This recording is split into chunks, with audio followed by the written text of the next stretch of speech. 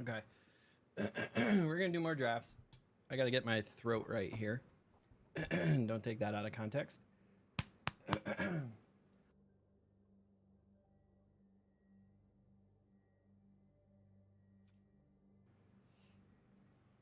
I'm going to go blow my nose.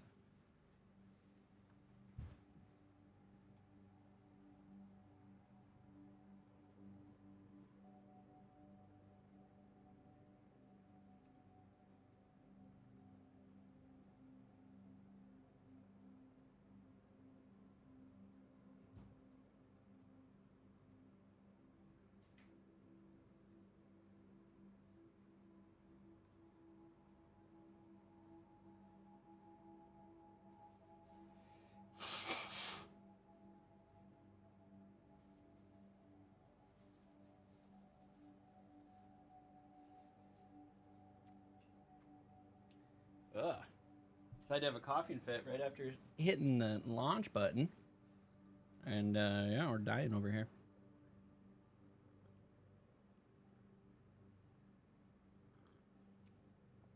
In part because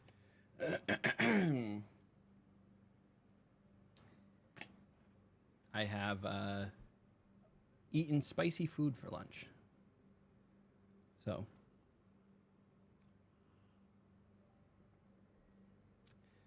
let's see here.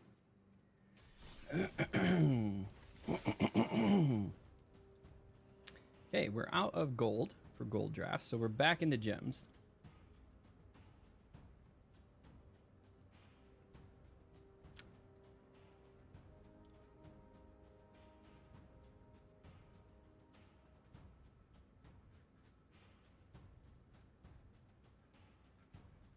Back into gems.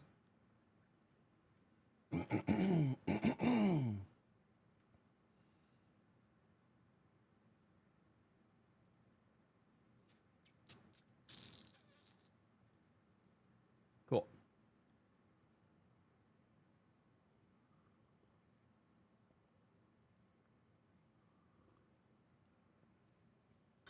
Gotta get my voice right here.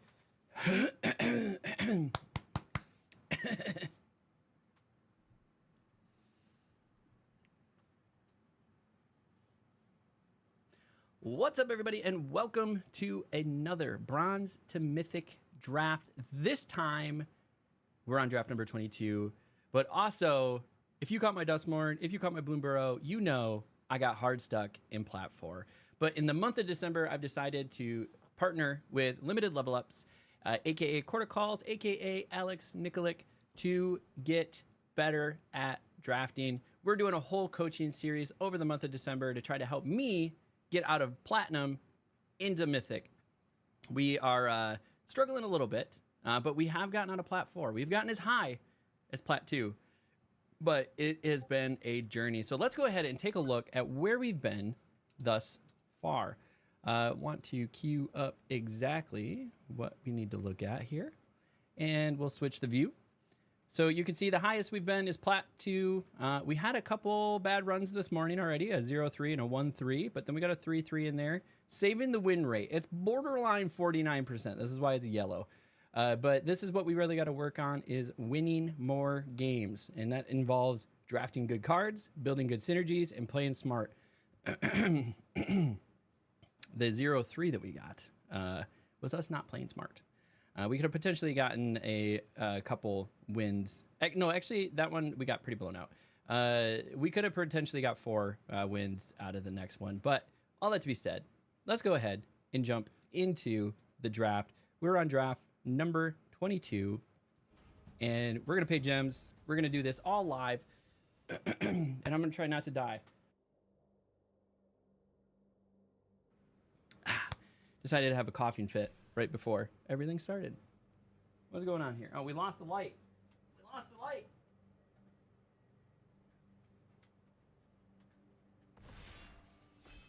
There we go. I was like, why does my green screen look like shit? We lost the light. But we do have some hot tea. What's up, Arenda Dado Van Beek? Everything going according to plan? It should be. It should be. That's quite the name.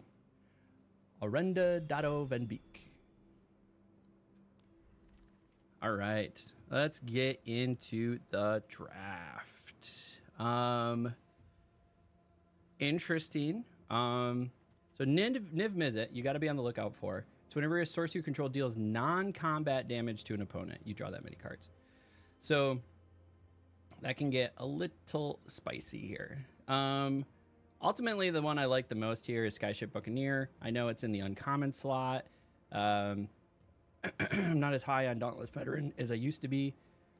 Prideful Parent is also another solid choice, but I think we'll go ahead and get the Skyship Buccaneer.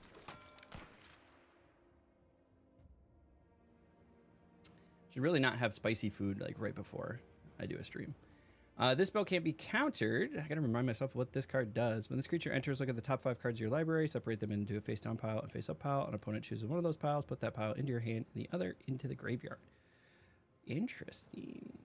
I haven't really played this card. It's a 5/5 with flying, can't be countered.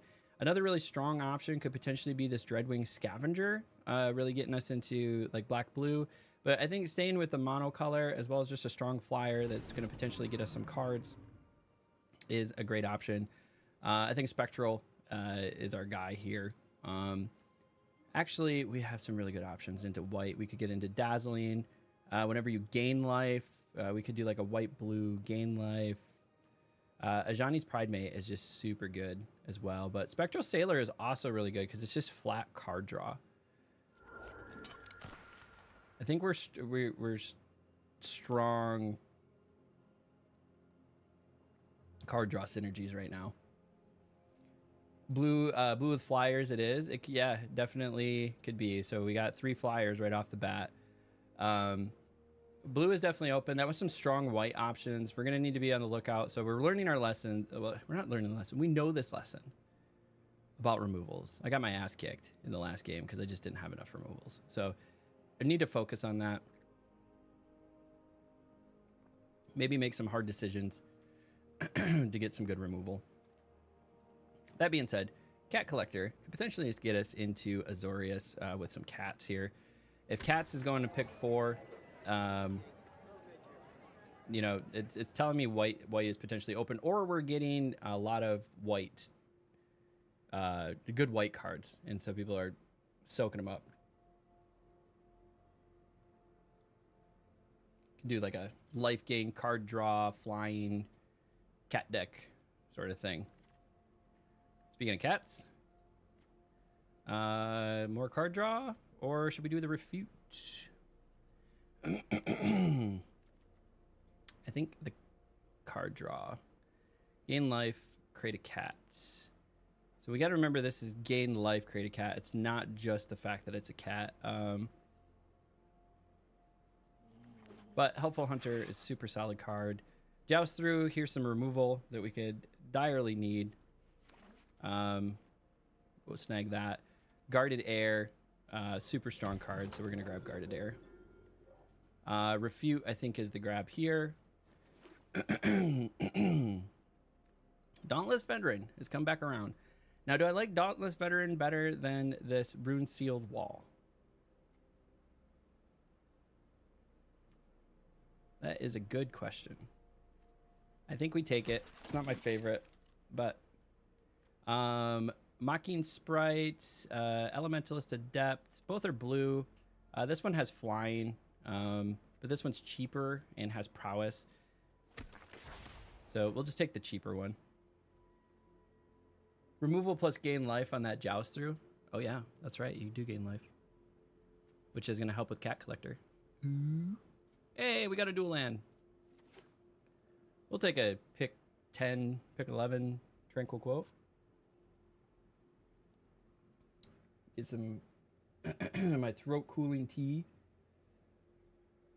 Hopefully help with whatever. So I had spicy food, so I started a little later. I said I was going to be like an hour, but I had to get some laundry done, make some lunch, and get a couple things done around the house after my appointment. And then here we are. Heir Apparent. Probably not going to play it, but unless we get multiple Heir Apparents. It's not a bad start. Yeah. Got a couple removals already with the Joust Through and a Refute. Well, it's a counter spell, but removal. Curators of Destinies. Going to be some good card draw. Skyship card draw. Spectral Sailor card draw. So, overall, I just failed in a draft while you heard Gone trying to learn myself. Hey, I'm hoping to lower the barrier of entry, right? Let me make a bunch of mistakes for you so that you can, you know, mill 3 cards, return an instant sorcery card from the graveyard, flashback. Probably not going to play that, but it's a blue card. We need filler for whatever reason. We don't have a lot of like sorcery or instances or anything either. And then Macabre. Okay. Alrighty. Think Twice is good. I think Healer's Hawk gonna work well with Cat Collector. Also, we could potentially look at some removal, but I think in this case, Healer's Hawk is gonna be where it's at. I'm back. I am. I said I'd be back.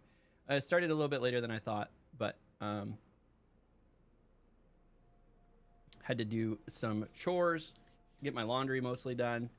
I'd been traveling for the last like week, or last week I traveled, and still hadn't done my laundry. And we're getting into Christmas season, and I needed clothes to wear, so I'm wearing like my B clothes. Well, I almost always wear a black T-shirt when I'm hanging around my house. I found a really nice T-shirt brand that I like, so I bought like a stack of 10 like really nice black shirts that fit well.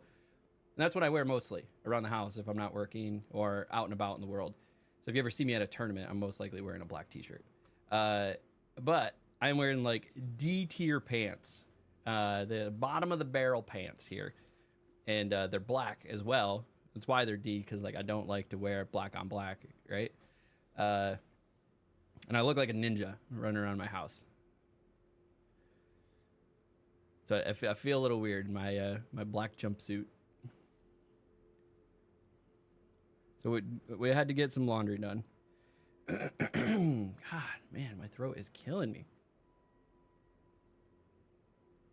It's just drainage because I, like I said, I had spicy food. I had like a Chipotle barbecue dry rub on some boneless chicken wings.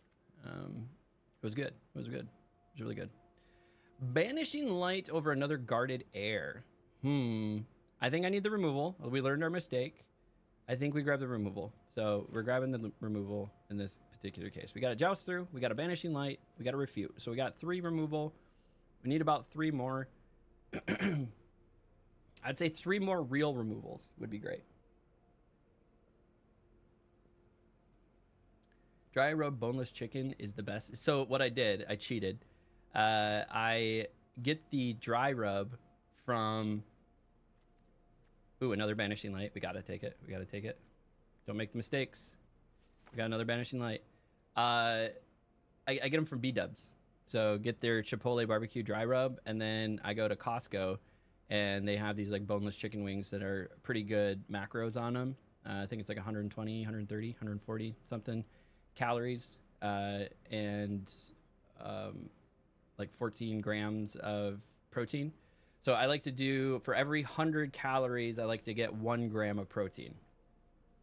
Wait, no, that's wrong. For every 10 calories, you want a 1 gram of protein.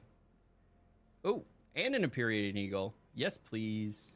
So if you're eating a 200 calorie thing, having it at 20 grams of protein is like the ideal ratio. Now that's pretty hard, right? You got to do like protein bars, protein shakes, you know, meat heavy meals. But if you're really efficient in the protein intake, so say you're doing something that's like 110 calories for 20 grams of protein, so it's a protein shake, and you do a couple of those a day, that just freed up like 180 non-protein infused calories that I can put into you know, something else like carbs or fats and things like that. But what I found is if I meet the protein goal, then I'm usually pretty close to... Do I want more card draw, or... I think more cats is really what we're after. if I meet the protein goal for the day, usually the calories fall in line, and so do the carbs, and so do the fats. So I just focus on I focus on protein, and then I will kind of look at calories through the day just to make sure, because I have a pretty high protein goal most days. I'm usually in that 160 to 180 grams of protein is where I usually want to be. This is giving +1 to some stuff. You got to grab the Luminous Rebuke. I wish to grab the cats, but we're not making the same mistake. So 2 Banishing Lights, a Luminous Rebuke, that's puts us at 3. A Joust Through is 4, and we're at 5 with Refute. So we've got like loosely 5. Grab another Prideful Parent. What's for, that's for muscle building. So it is for muscle maintenance and building. I wouldn't say I'm like building muscle. I'm actually kind of in a cut, if anything. My desired fighting weight, so I'm looking to get back into jiu-jitsu, and my fighting weight in jiu-jitsu is like 170 fully loaded. So that means I don't know if I'm gonna grab another fleeting flight, but we'll snag it. The fully loaded means with your gi on and your rash guard on, that you got to be underweight. Okay. Whenever you draw your second card. So how many card draw am I doing? I got Spectral, Sailor, giving me card draw. Skyship Buccaneer giving me card draw. So I have a little bit of card draw. So Homunculus Horde could be an option. We could also grab, we're not really doing like Angels. So Youthful Valkyrie, although a very good card, doesn't fit super well. But a Homunculus Horde could grow with some of the card draw that we're getting. I think we grab Homunculus Horde. The cat's good. The cat's good. All right, we got cat next turn. Okay. All right, now we're getting some good card draw, actually. So Homunculus Horde with Helpful Hunter, those work really well together. Spectral Sailor works well together. Celestial Armor, eh? Attach it to target creature you control that hexproof and indestructible until to earn it, quick get +2/+2. It has equip cost. This is pretty good. I really want to grab that Luminous Rebuke, but the Celestial Armor is pretty good. Cat and Birds. Finally caught you live as someone newish to Magic and wanting to draft. Watching your drafts have been super helpful and informative. That's awesome, Jack. I appreciate you swinging out. Like I said, my goal is to lower the barrier to entry. I'm obviously not a pro player yet. That's one of our big goals here that we declared in the summer of 2024 is try to qualify for the Pro Tour so I can call myself a pro player.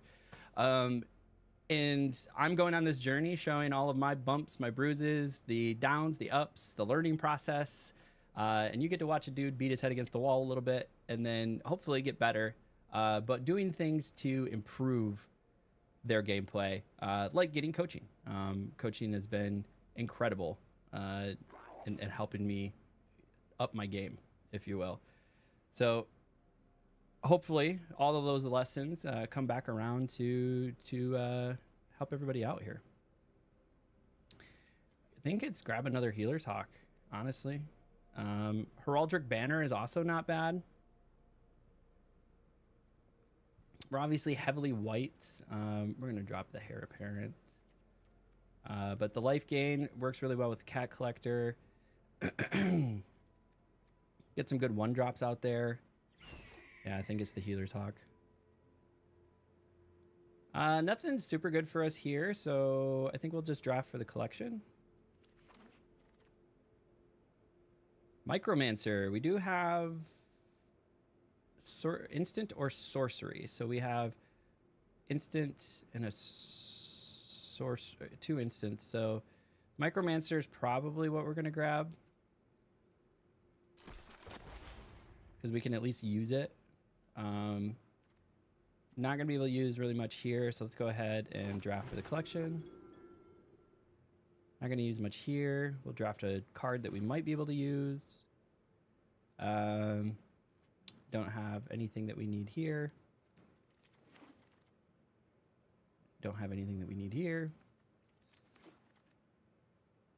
Okay, potential cards we could use. Another Adept, maybe not. The best card here is another Fleeting. I don't think we need another Fleeting, so we'll just grab an Adept just in case we need a body. We might not even use this Adept, to be honest. Flying Cats too, yeah. Councils. Councils is good. I actually have it in a deck.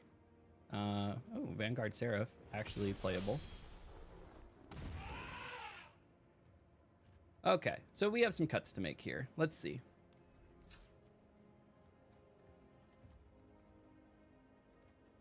What does Untapped recommend? Elemental Adept, I agree. Inspiring Paladin. Nothing's really getting +1/+1s. Dauntless Veteran, I also agree. I actually agree with all of those. We got 2 Guarded Airs. So this is the game plan. Lots of card draw, some decent removal. We got a Joust Through, we got 2 Banishing Lights, we got a Luminous Rebuke, we got a Refute. We're putting a lot of stuff in the air. We got Healer's Hawk, Spectral, the Skyship, the Curator of Destinies. We have a Fleeting thing. Other creatures you control with flying get +1/+1. Not as much flying, actually, as I thought we were going to get. God, my fucking throat. It's a solid little deck, kind of cat synergy, card draw, some life gain, hopefully to get in some value off Cat Collector. Would have liked some more bonus off of like buffing the cats.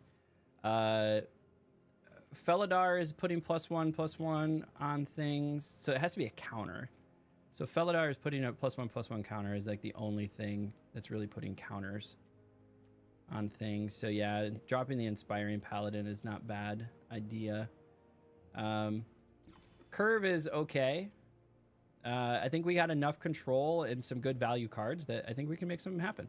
So if you've made it this far in the video, do the thing. Like, subscribe, leave a comment. Let me know what you think this deck will do. Do you think we're going to get at least our mathematical goal of 4 wins? Or do you think it's not going to go that far? Let's find out together. We're going to jump back into the game. We are on draft 22. That is correct. 0-0. Let's run it. Let's go. Seems playable. Yeah. Seems like a playable deck. Now it's just coming down to smart play. So we got to play smart. Okay, got some removal, Helpful Hunter, but then no land that we can use. Solid. Opponent goes first. Not going to risk that. Better.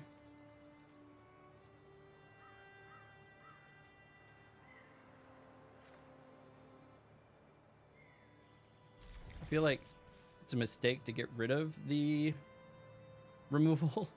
Not the best start here, but we'll see what we can do. If I play it 2-3, all right, I like it. Okay, we got Empyrean Eagle. But now if they swing with Mischievous Mystic, I'll just go ahead and get rid of that. It's a super strong card. I'm okay with that.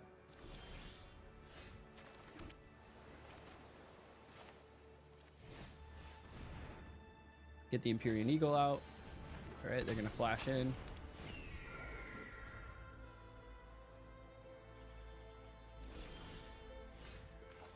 Now we can go get a... Do they have anything? Get him for 2. Play Micromancer. Be mana efficient. Take action. We'll go get a Fleeting Flight. And then next turn now we can play Felidar and buff these 2.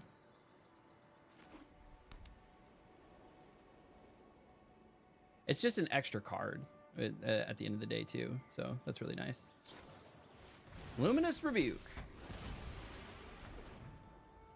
All right, swing with your depths. All right, got a second white. 2 other creatures, so it's unfortunate I'm not going to be able to do both creatures, but hey. We're going to get in for our 4.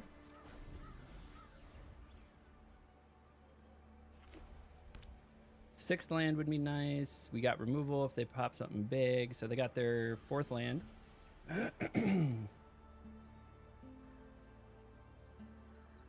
They are also Azorius.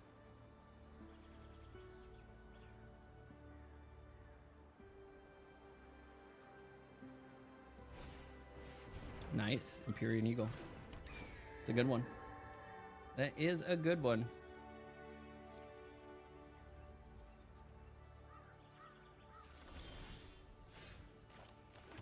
Oof. Vanishing Lights.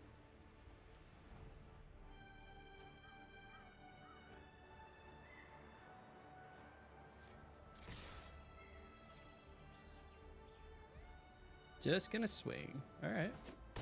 They're just gonna take it.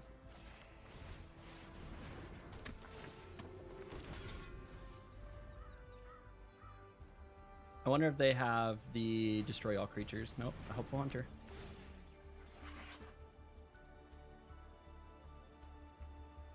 What's the cost of the destroy all creatures? Isn't it 2 colorless, 1 white?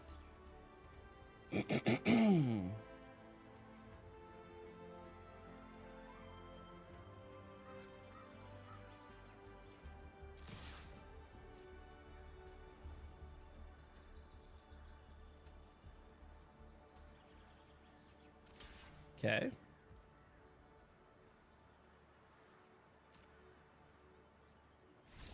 I was gonna say, I think that's lethal.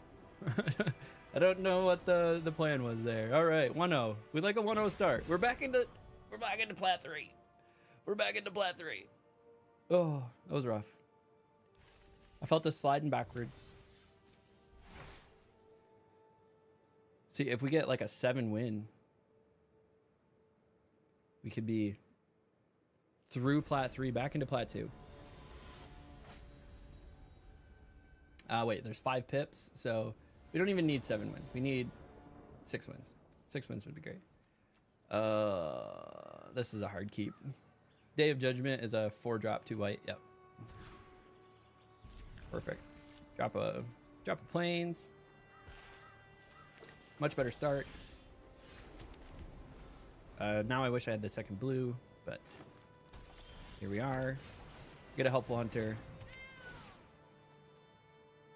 Get a card back. You gonna kill my helpful hunter already? All right, 2 prideful parents. All right, building a board state. We're in there. Simple win, great start. Yeah, that one was low drama. That was really what we needed. Are they gonna joust through the helpful hunter? Ambush wolf. Nice.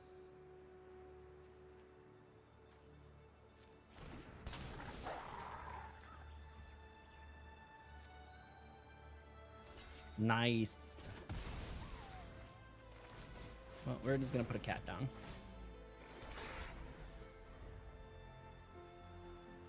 Also, GG. Thank you. Cats are up. Yeah, we got the cats working. Just putting some cats out there. Don't worry about it. A 2nd blue would be really nice to be able to counter something big on like a 4 or 5 drop that they might have, but if not, we're playing another cat.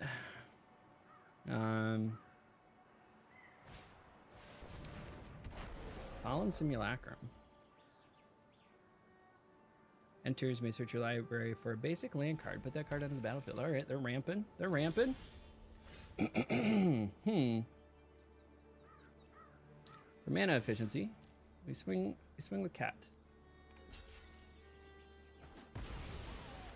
And then we play cat. And they get to draw a card.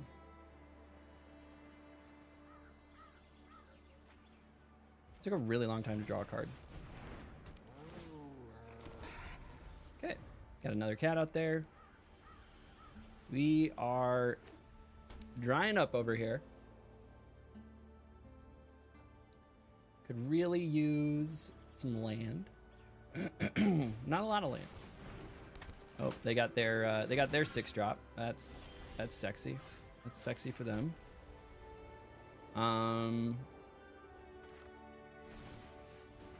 Get a bird in the air and then hold.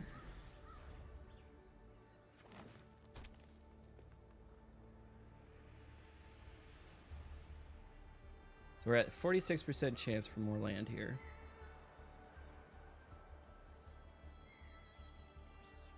And we have card draw engine. Like, we got a lot of stuff going on here. What's the chance that they have like preposterous proportions or some bullshit, right? One blocker.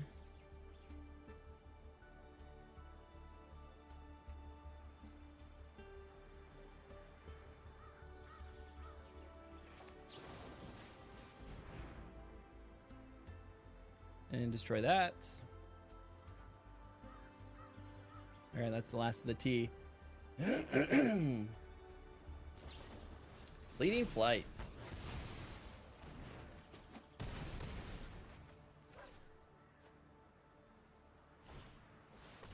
Eager truffle snout. Okay, well. I mean, you're giving me lands, but not the lands I want.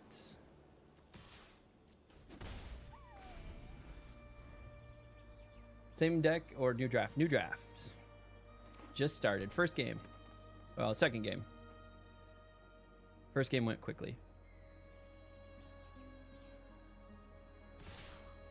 All right. We'll kill one of these. Kill one of these. Take 8.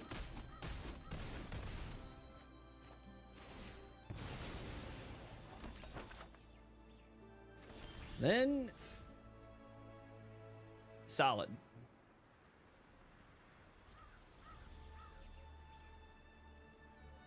The lack of blue really got us this one. No attacks. We only have a few blue cards, and they're over there at 9 lands.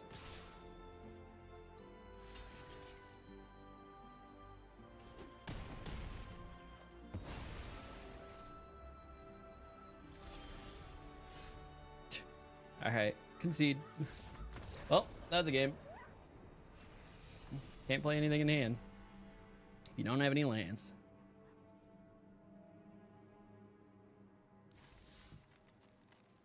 All right, 1-1. I think we played solidly that game, and not a lot of complaints. Got a little screwed on lands there. We were mana efficient. Attacked when we could. Like, all right. This is a good starting hand. All right, so we don't have a 2-drop, so we'll play the white to play the Healer's Hawk. 2-drop, we can Tranquil Cove, or Tranquil Cove, and then we're set up for a good 3-drop.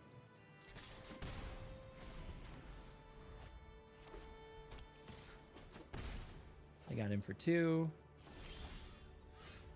All right, now we got some decent lands here.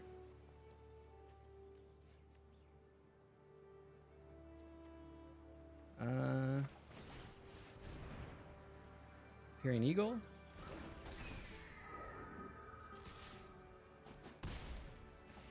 Okay, now we're pulling ahead on some life. Vanishing Light. All right, there we go.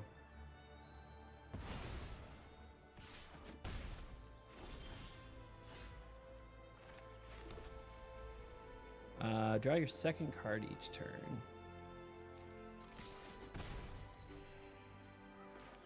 Mana efficient. So now when we swing with Bird, we'll trigger Skyship Buccaneer, and then that'll draw us a second card and give us another Homunculus. So it's a pretty good spot to be in. If they don't have another removal. I do like that the removal that they did banish this or put it under an enchantment, so they didn't get to Scavenging Ooze it.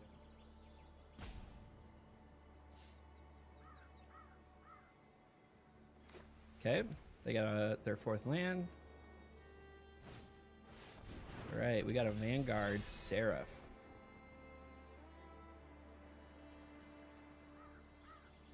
I still think we have to do our card draw thing.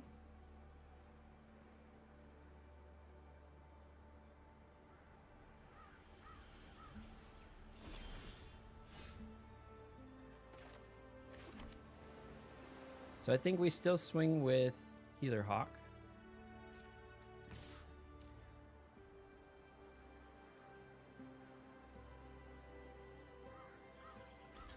Okay. Perfect.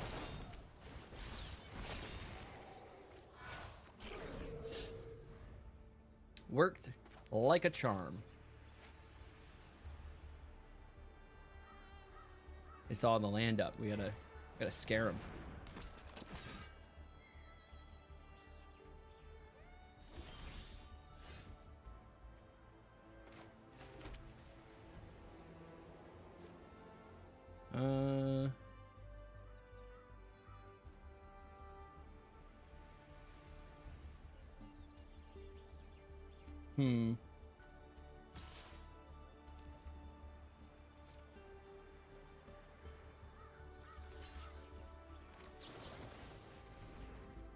Take it out.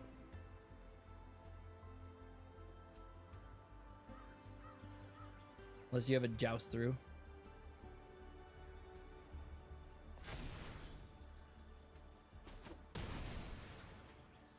Nice.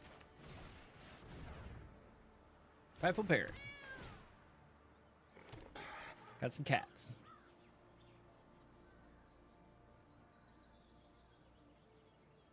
Okay, now they can Scavenging Ooze. Is it just one? It is one. Scavenging Ooze is so good. So good.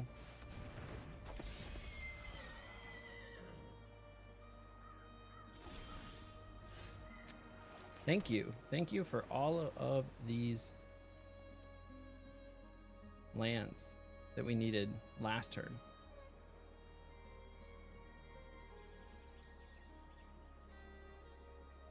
But we're coming in for 6 in the air. Is really the goal here.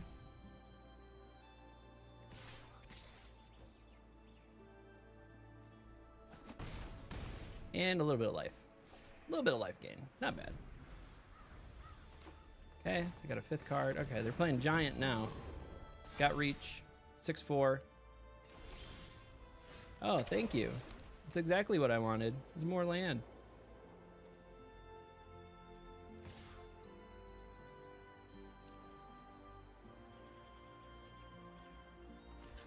We're just gonna take this out. Get rid of it.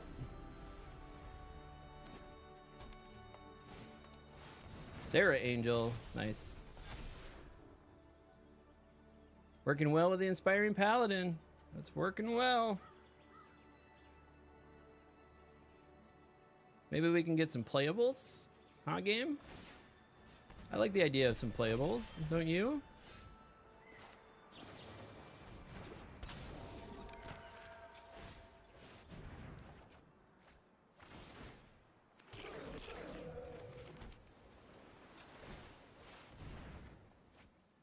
What a fuck.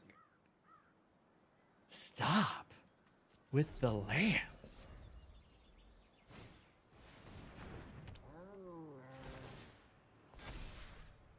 We're gonna go absolutely ham though.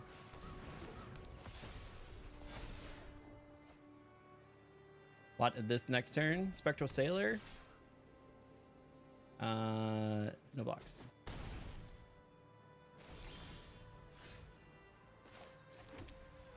How many lands have I had? That's 4, 8, 9, 10, 13. We have 13 of our 17 lands.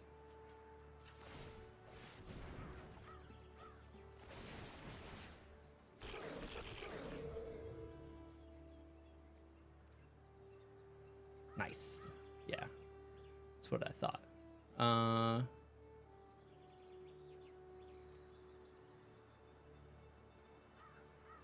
I think I hold because I don't have enough to do this again.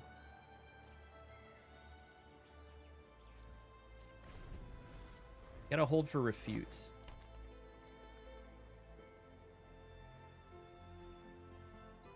But next turn, I am making 9 more homunculus. Just so you know.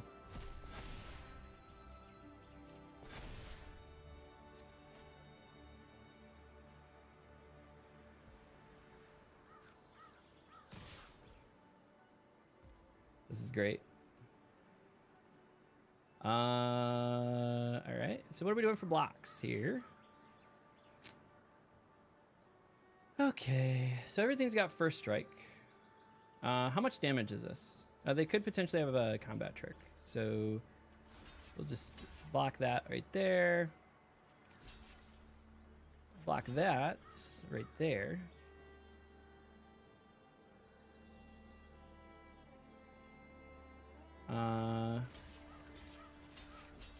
Block that there. Block that there.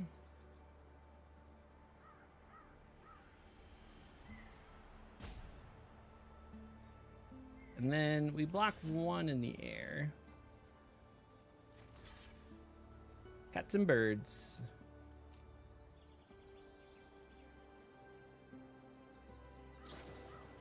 Snakeskin veil. Claws out.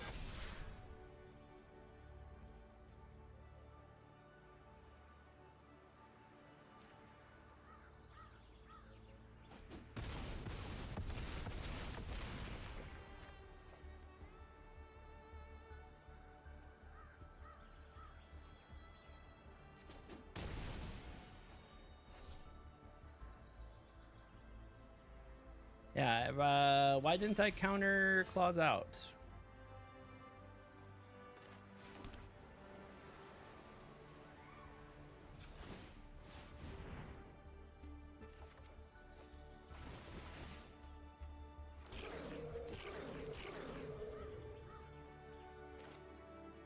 Don't know.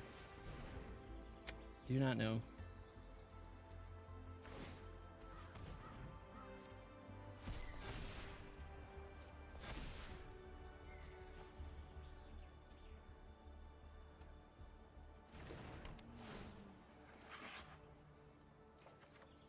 Hey, banishing light. Jesus.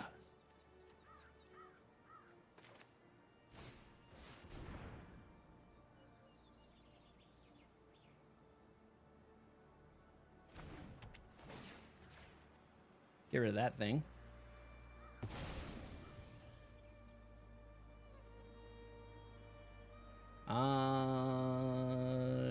Yeah, let's hold. Hold.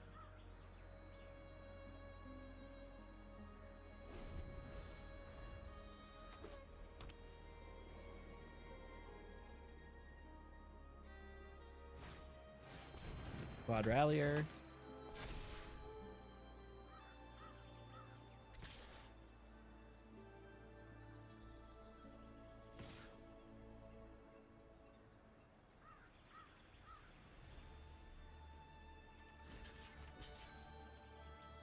Probably got something to bring it back, so. Gotta take the 5 from the Sarah Angel.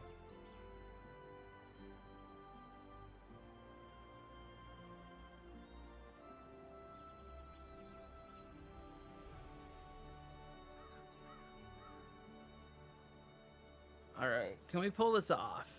We got to do something.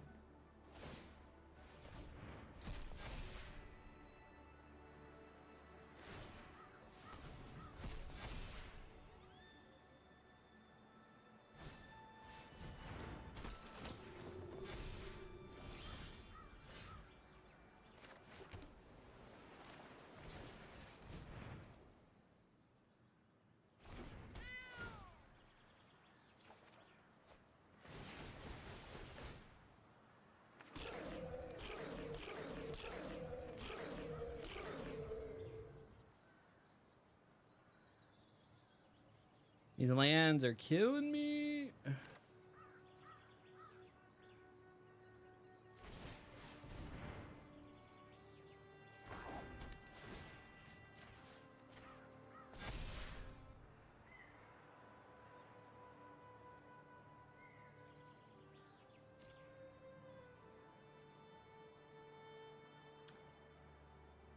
Can I pop this again and still have access to refute?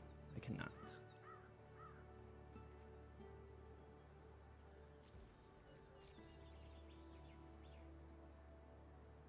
We're getting a lot of horde. All right, Well, that doesn't give you anything. That was a land. We're gonna go look for something. We're gonna go look for something again. Dauntless Veteran.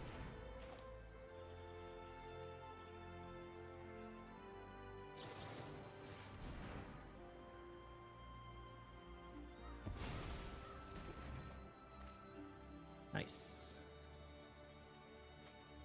And we have a Luminous Rebuke now.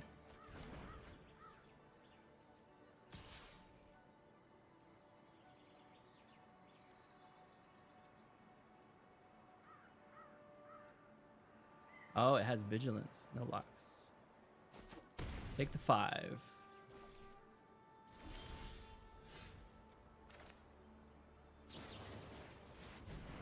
Just go ahead and get rid of that.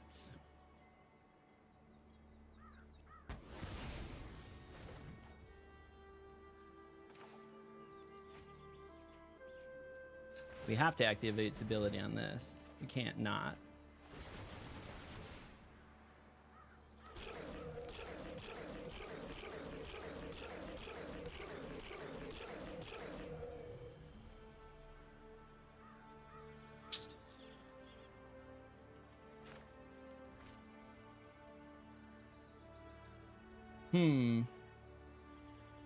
Next.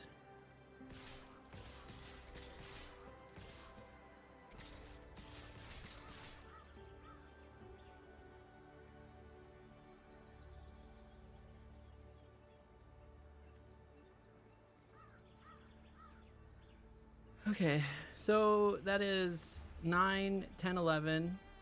They can block 1, 2, 3, 4, 5, 6. So they block the 2 biggest ones, and then 3 of these, or 4 of these. So that's 5 damage coming through. So 5 creatures going through. 6 creatures, that's 12.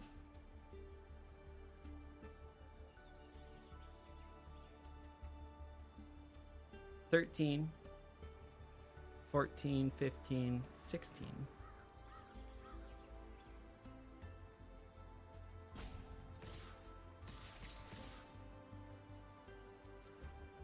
I think that's lethal.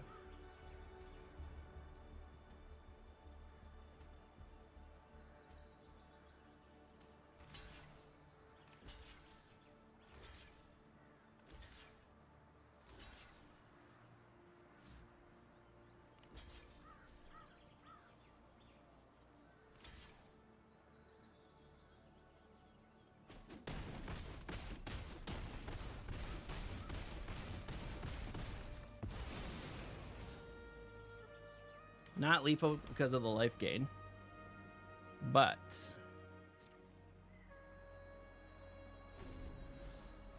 we have 12 blockers, so there's that.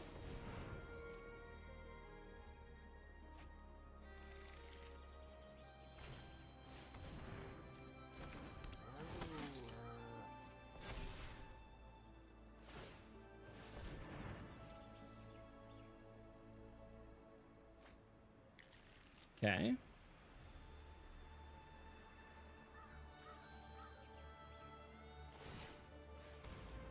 Resolve.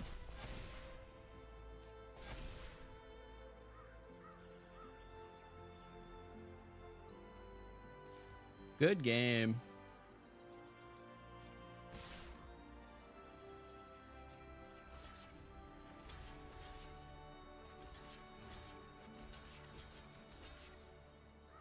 I don't have anything.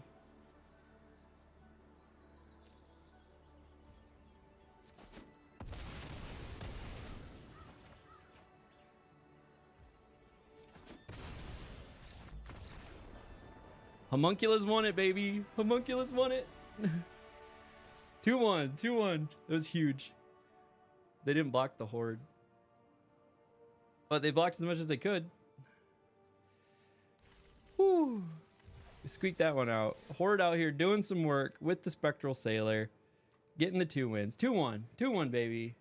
All right, 2 more wins. That's where mathematically where we want to be. That's it. That's it. I even punted that game. I will count. I did a punt that game. So even with the punt, we managed to pull it out with the homunculus. GG. Got it. Nice little start. We'll take it. Healer's Hawk on 1. Helpful Hunter on 2. Get our 3rd land. Cat Collector. Making cats.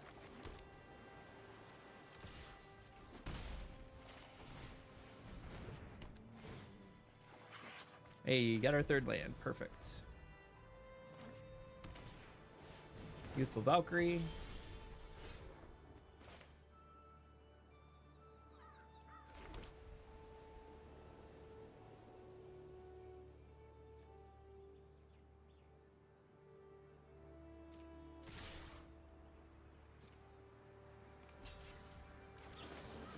Get that before it gets too big.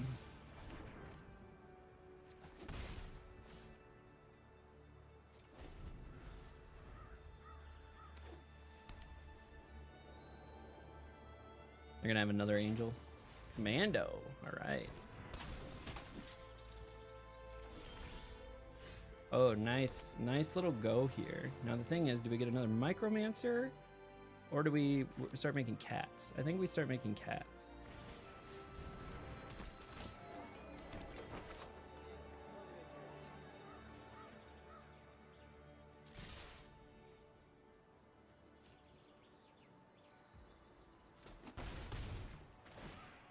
Now we got a cat. Now we're turning out cats.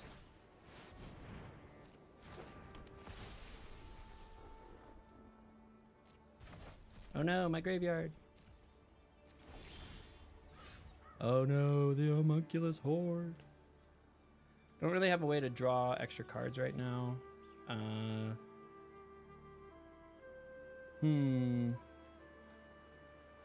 I think we just play Micromancer and go. Take action. Oh, I already got all my 1-drops. All right. Thank you for following, Sench44. Thank you. Where is it possible to see your full deck? This is a draft. So it is possible through like Untapped, I think, probably to see what this deck is. But yeah, this is not a constructed deck.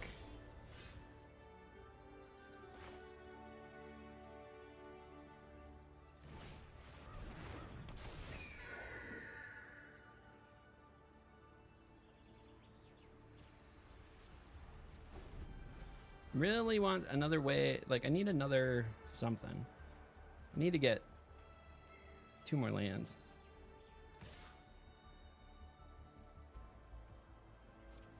No blocks, we'll just take it.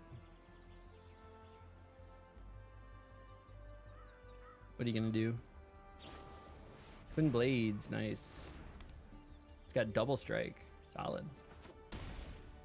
That hurts.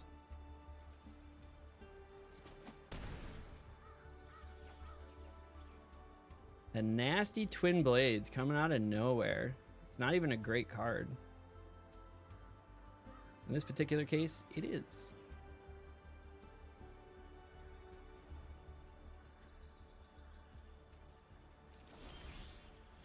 Okay, I got a 5th land.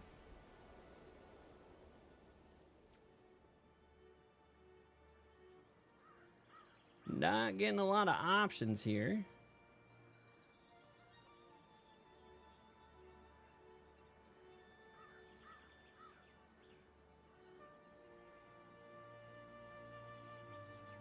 Could swing. That's gonna have, that has double strike though.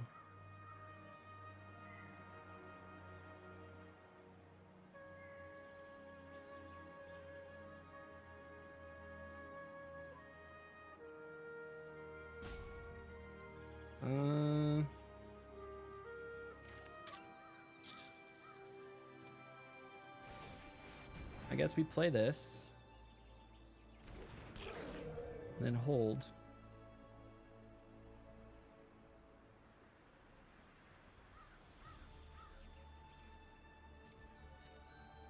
The fact that this has double strike is really not good. Really not good. Are they just a mono white? Fleeting on a hawk to make cats.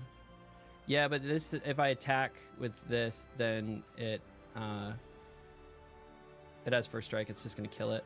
So what I'm thinking is when they attack, I'll put Fleeting Flight on Micromancer, making it a 4/4, and it prevents combat damage. I think that would kill it.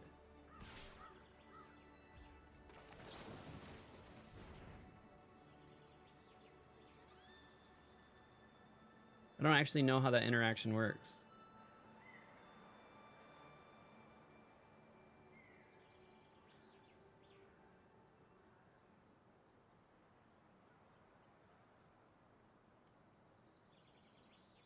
How does that interaction work? This is obviously going to give it a +1/+1. It prevents all combat damage that would be dealt this turn.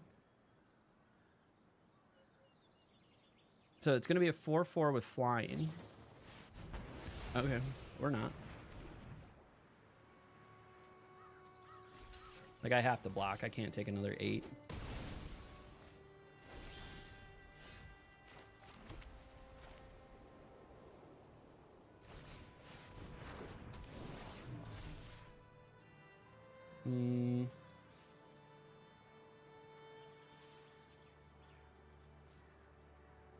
I'm happy with either one of those.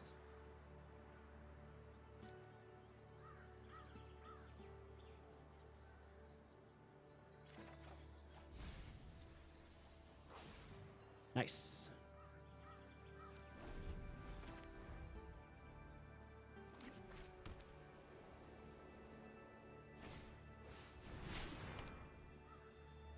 Just out here absolutely fucking stacking this thing.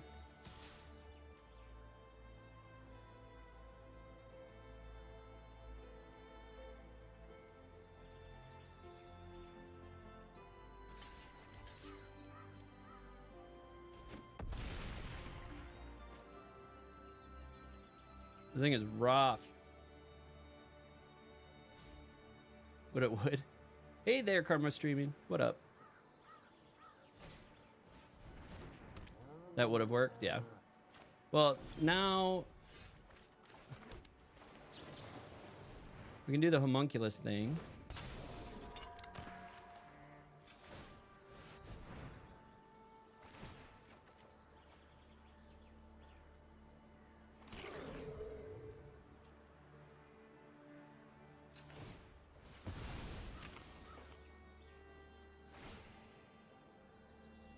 Make some cats.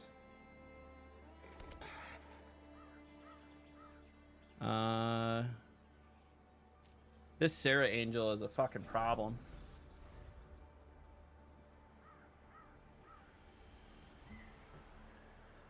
I don't know what to do. It's got double strike.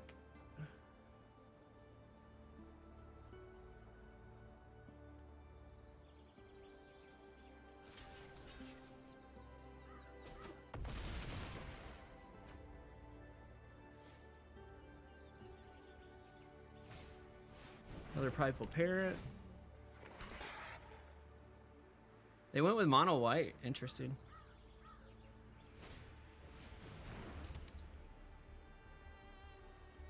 Here, just throw it on your frickin' Sarah Angel.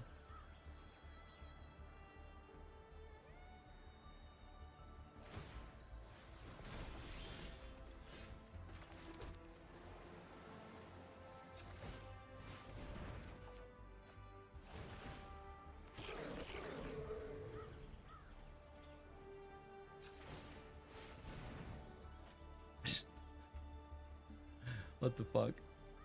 I don't even know. I don't even know. White boggles. Yeah. Need to try and hide the banishing light when you were dividing cards. Fact, fiction reference. Yeah. I mean,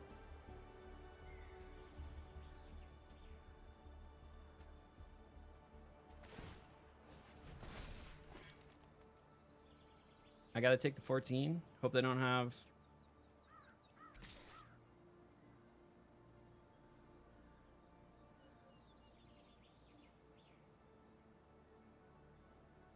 Like, do we have anything?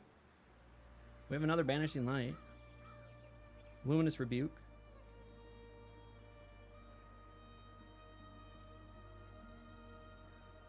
$14, $17.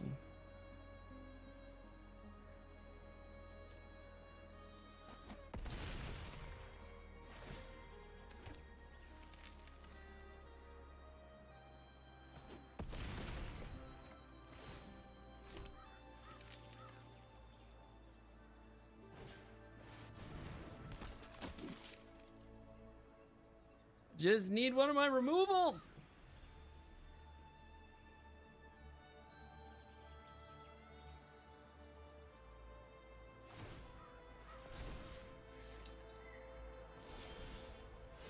That is not one of my removals.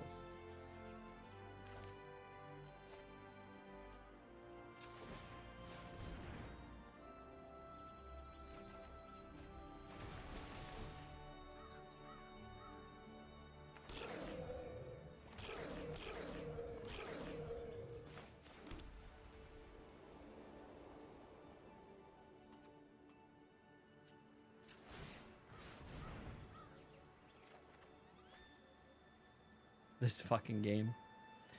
Oh my god. That's it. That's it, boys.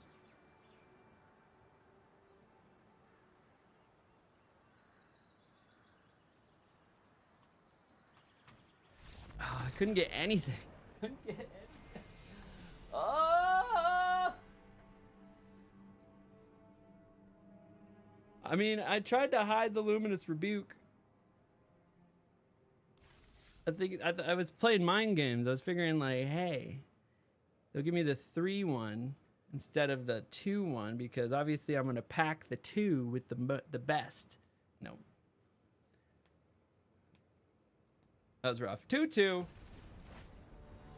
But Homunculus is doing some absolute work, so love that. Love that. Yeah, we'll keep. We'll keep. Hold the removal. These angel decks are just out of control today. We got absolutely steamrolled in our last draft by two angel decks. Yeah, games like these. Games like these.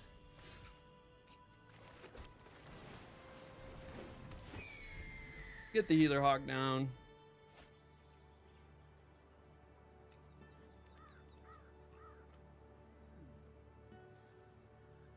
What's going on with this art? Get our 1. Play Prideful Parent. Be mana efficient here. Love another blue. Can we get another blue?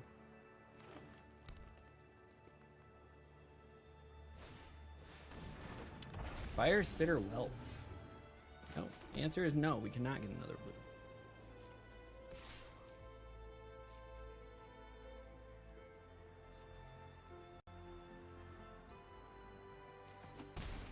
Okay. Cast a non-creature or dragon spell, deals 1 damage to each opponent. Interesting.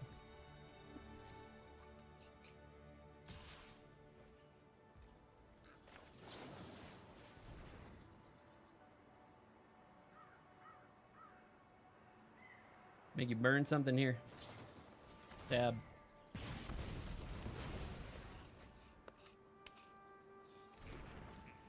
All right, no blocks.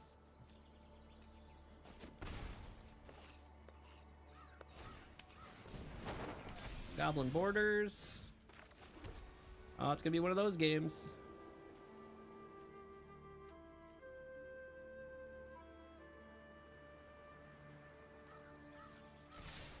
No, no, I didn't mean to all attack. Oh God.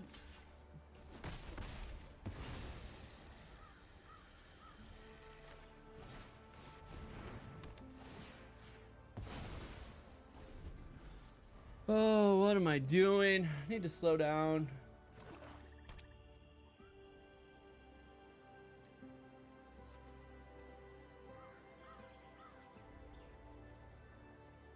Focus up. Focus up. Focus up. We got it. We're in. We're back in. Yeah, just take the 2.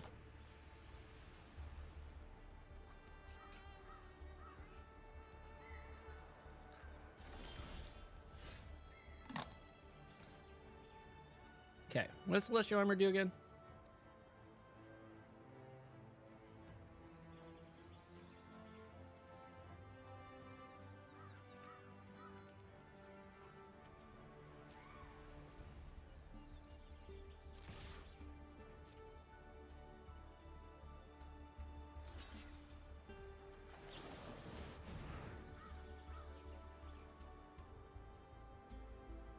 Little Celestial Armor.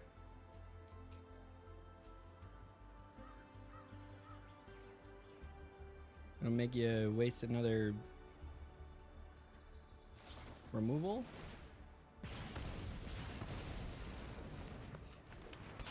All right. Got a burst lightning out of him.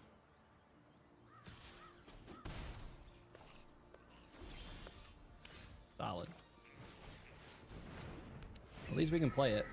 And at least they can defend.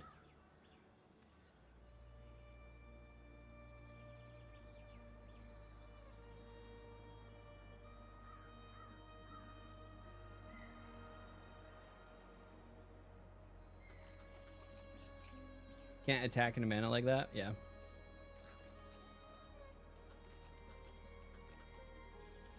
I'm also, I agree. The mindset that what I'm trying to do in this particular case is I know they have something. I'm just trying to get them to burn it. It's probably not the right move, but they can only have so many removals.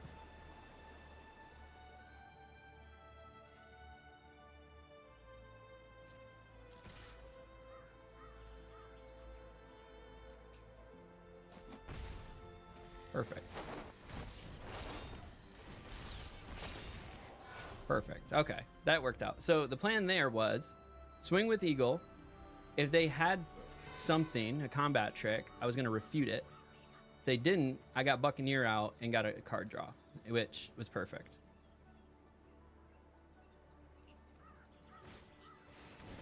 Okay, involuntary. Now they have Eaten Alive.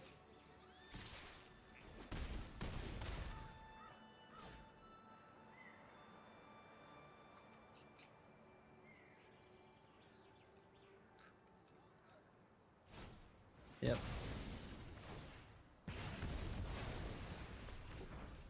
Solid. You also have a 1-drop. He's gonna burst lightning. What do you got? Wait, you got one. You got 1 mana. What are you doing? 2 mana. What are you doing? Vampire Gorman. All right.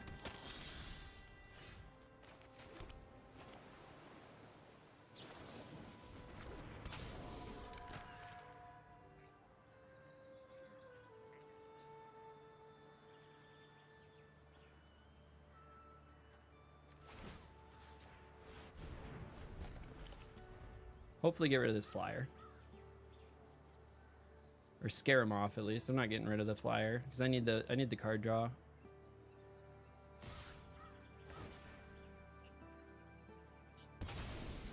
Okay. Take 4.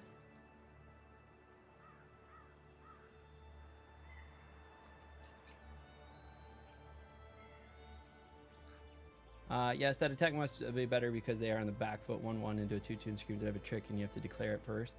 Nasty vampire, kind of gonna draw them out with W. Yeah, it's going to.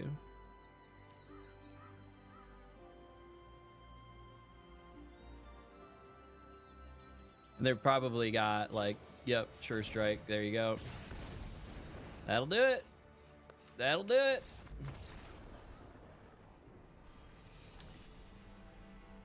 What a rough go. 2 and 3. So we did not get 4 wins. So you know what that means.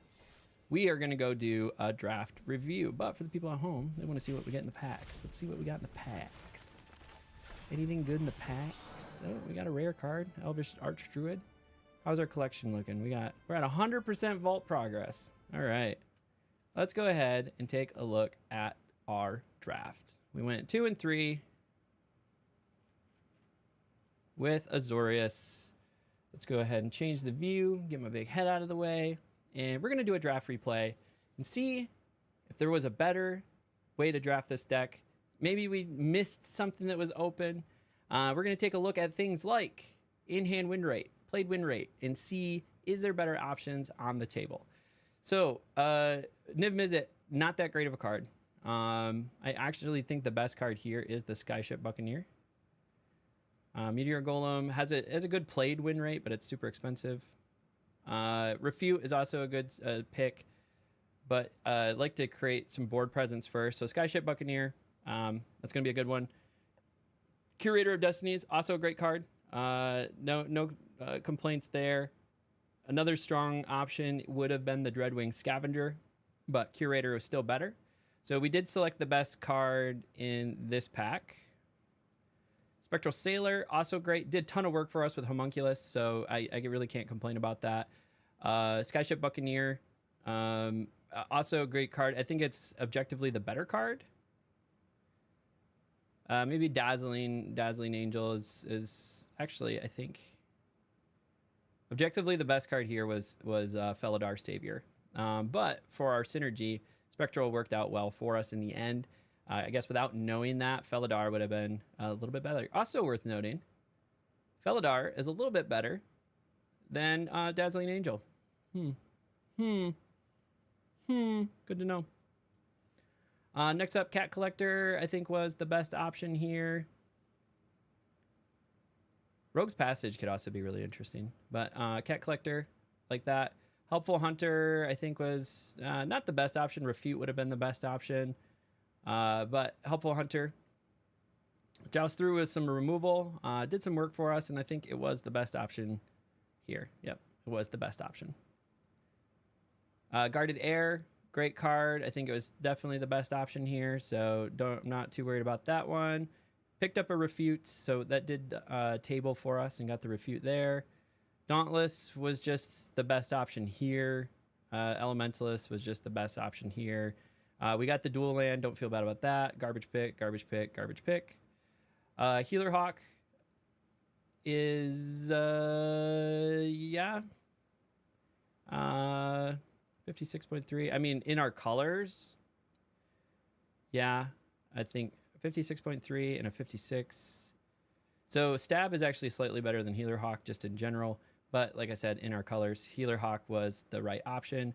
Grabbing that removal was huge for us. We had to prioritize removal. We got 2 of those Banishing Lights back to back.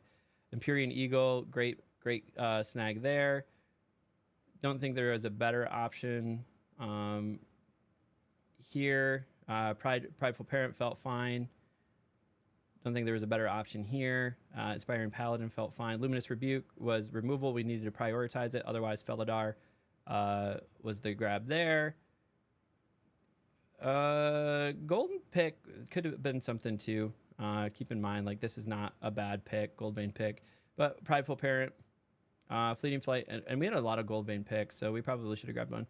Grabbed a second Air. This was a garbage pick, garbage pick, garbage pick, garbage pick. Homunculus Horde did absolute work for us, but the stats on this are terrible. Chandra Flame Shaper, look at those stats. Absolutely amazing card. If we were into red, this is the winner for sure. Those Planeswalkers in general are really strong. Of the 2 choices here, actually, funny enough, Youthful Valkyrie is the better pick over Homunculus, but we had no angels. Another really strong card, Dragon Trainer. The Helpful Hunter would probably actually be better than the Homunculus Horde, but we had some card draw engines, so we snagged it and it won us a game. But you can't be biased in that situation, right? Like, the actual best pick here, besides Chandra, is Dragon Trainer, and then it's Helpful Hunter, followed by Valkyrie and Homunculus. So we took the 5th best card here. So something to keep in mind. Helpful Hunter was not the best pick here. I think Healer's Hawk was, but we wanted more card draw for Homunculus. 53, 61, so this is good. Good card. So ultimately, Healer's Hawk would have been the better choice statistically, but Helpful Hunter worked well with our card draw synergy. Celestial Armor, amazing. Would have loved to have grabbed another removal. Felidar, definitely the best pick here. Grabbed a Healer's Hawk here. We knew that one was going to be good. This Authority of Council is just not so great in this or in limited. Here, we just grabbed a garbage pick. Micromancer, good choice. Basically, just getting an extra card. Garbage picks, garbage picks, garbage picks, garbage picks. So I don't think we found the open lane. We had a good open lane. There was potentially an opportunity to go like red white.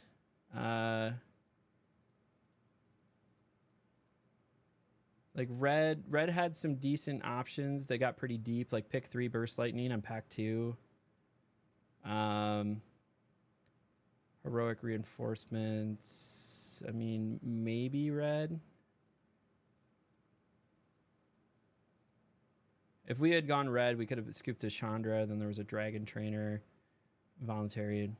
Maybe not. I think we were in the right lane. There was some decent red options, but I think we were in the right lane for sure. But my friends, thank you. If you made it this far in the video, might as well do the thing. Like, subscribe, leave a comment below. It all helps out the channel, and it's free. And if you ever want to catch a live stream, come check me out on Twitch or YouTube. I stream on both of them.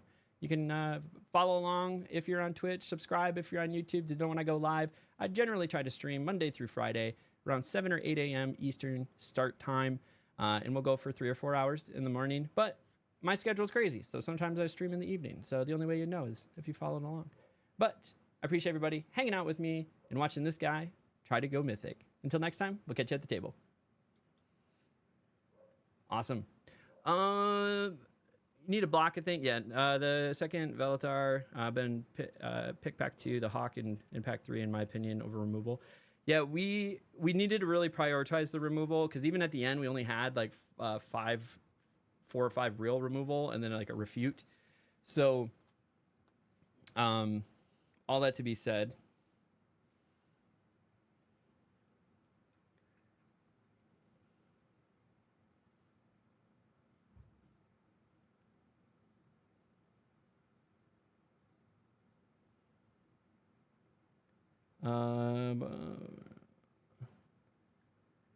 what are my dogs barking at? Just a second. I gotta figure this out. I gotta look at the camera. What are you barking at? Nothing. The neighbor. The neighbors. It wasn't so GG's, but we're gonna do another one. So stay tuned. Hang out. Give me a second. We're gonna queue it up. Gonna queue up a bunch of stuff. So that was draft number 22. We're going to move into draft number 23. Cooking. Absolutely cooking.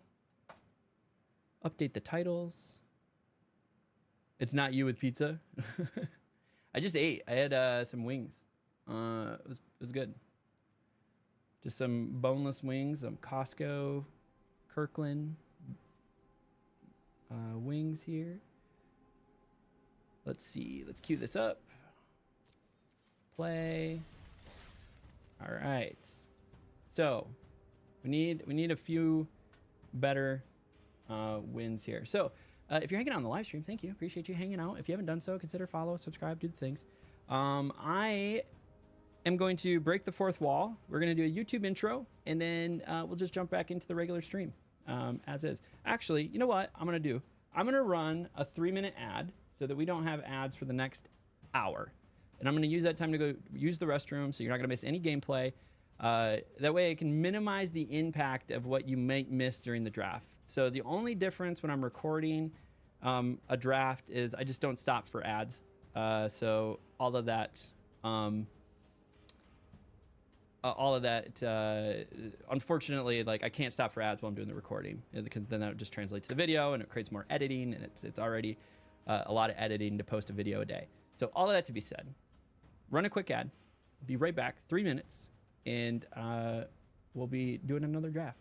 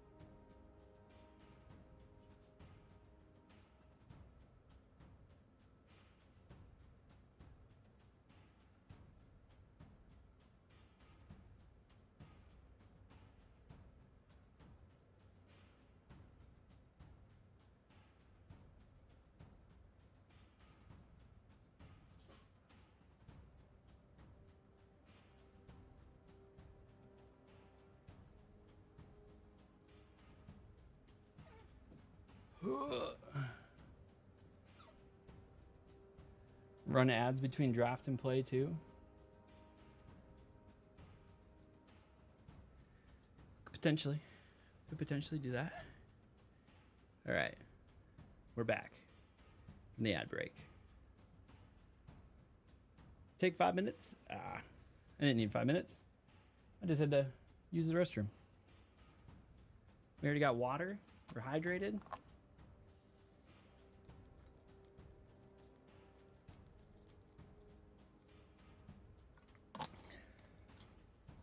So the downside of running ads between draft and play is that's mid-recording, right? So I use that time between draft and play to, do the plug, let people know. But we don't want to waste any more time. So let me go ahead. I'm going to kick off the recording, and we're going to jump right into the draft. After I catch my breath, I ran up the stairs and then ran back down.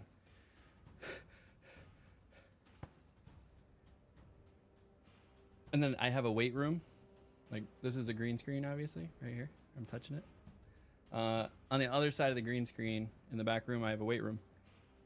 And so when I walk through the room, I'll do a set of something. Do a set of shoulders, do some tricep press downs, maybe do a bench press. So I ran up the stairs, ran down, did a set of tricep press downs, and then came to my seat. So I'm a little winded. But it's nice that I have to walk through the gym, so I'm always forced to do a set of something. Do a set of bicep curls. Do something. All right, let's go. What's up, everybody, and welcome to another Bronze to Mythic maybe draft. If you caught my Duskborn, if you caught my Bloomburrow, you know I got hard stuck in Plat 4 and could not get out. But in the month of December, in the year 2024, I have decided to partner with Limited Level Ups, aka Corticalls, aka Alex Nikolic, to get some coaching help and hopefully push me out of Platinum 4 into Diamond and maybe even looking Mythic in the eyes.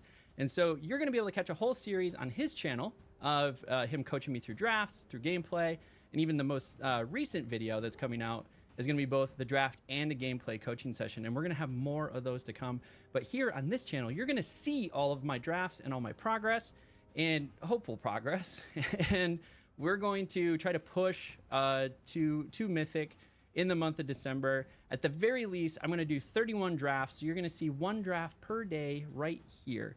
You'll also see a whole bunch of other content around Magic the Gathering because I'm trying to document my journey and my path to pro, where I'm trying to qualify for the Magic the Gathering Pro Tour in the next 5 years. And I made that declaration this summer of 2024, and we're making progress. We already got 2 RC invites for the modern season. We're starting to compete in the standard season and seeing what we can do. But right now, we're going to just jump right into draft number 23. And let's go take a look at where we've been, what we've been up to, and how it's going. So we are currently on a little bit of a downturn. We had a 0-3 run this morning. We had a 3-3 run, which wasn't bad, a 1-3 and a 2-3. And that brought down our win rate a little bit. The highest we've been is Plat 2. We're kind of in Plat 3 right now. See where we're at, actually. We're in Plat 4 right now.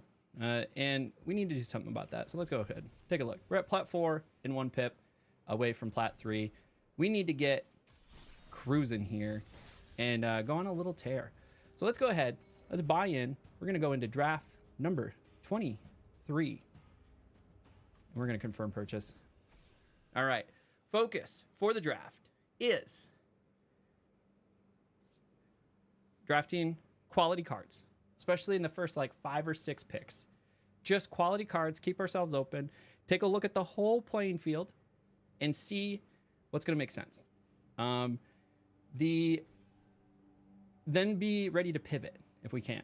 Also, I am going to be turning off Draftsmith, I think, on this draft, so that we're not getting distracted. Actually, we'll leave it on because it is nice to have a counterpoint to the Draftsmith. So if you're not using untapped.gg, hashtag not sponsored, it is a tool I like to use. The biggest thing is it tracks my drafts and it tracks all my stats. So that's the big reason I like using it. There's other tools out there like 17 lands you can use. I also use that. But the nice thing about it is it has this draftsmith overlay. So if you're just getting started with draft, it can bring your attention to some of the powerful cards in the set and is a quick way to learn the set. However, it can be distracting. So as you can see, like as you select things, it will start to like yell at you. So these fire symbols mean obviously some of the best cards that you can have. But as you develop your strategy, as you go through the draft, like these might not always be the best pick. So you got to kind of focus on what you're trying to do. But Sky Knight Squire is whenever another creature you control enters, put a 1/1 counter on this creature. As long as this creature has 3 or more 1/1 counters on it, has flying, and is a knight in addition to its other types. That means any creature, every time, whenever another creature. It's not one or more, it's just whenever. So this thing is actually broken. It's amazing. We're going to grab Sky Knight Squire as our first pick, especially if we get cats like Prideful Parent, for instance. However, really good removal with Hero's Downfall. Felling Blow is also another solid choice. Put a 1/1 counter on a target creature you control. Then its creature deals damage equal to the target creature. So it's not a fight. It's just it's like a bite. So both are 3. This would get me in green versus this is black. I think Hero's Downfall is the better removal here. So honestly, I'm just going to grab Hero's Downfall. Training Wheels. Yeah, it works. It's also useful in game if you can see everything in your deck and see your percent chance of drawing a land. Yeah, I do like that aspect as well. Vampire Gormans, really solid card. It's in the black colors that we need. We could also do Helpful Hunter for card draw. We're not really going sack quite yet. So actually, I think I'm going to take the Helpful Hunter here versus the Gorman.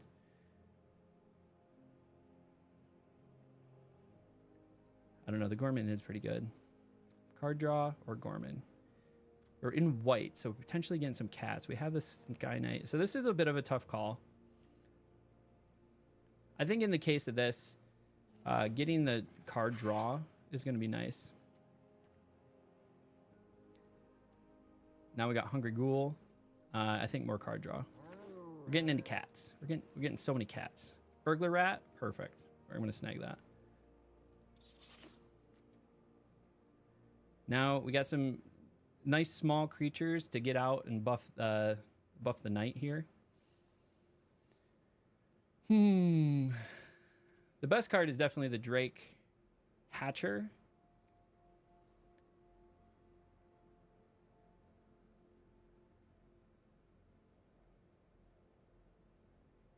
We're still after picking the best card here. And then we got the Strongbox Raider. I think actually I'm going to grab the land here because we don't know what direction we're going to go. So Evolving Wilds is going to help us get a land.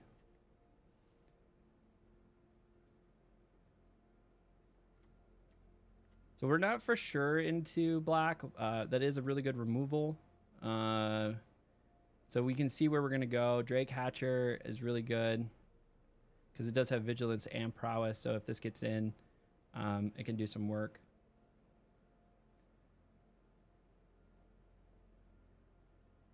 Not a lot of great options. Maybe just grabbing the Refutes. And another Refute. We might not even be in white. We might be in Dimir. So we'll see. Getting some strong white signals here. Squad Rallier, but the Bouncer is going to be, I think, a little bit better pick. Brine Cutthroat. Do we have any flash? We don't have any flash. But Brine Cutthroat can get nice and big and spicy. Elementus Adept, probably not going to play.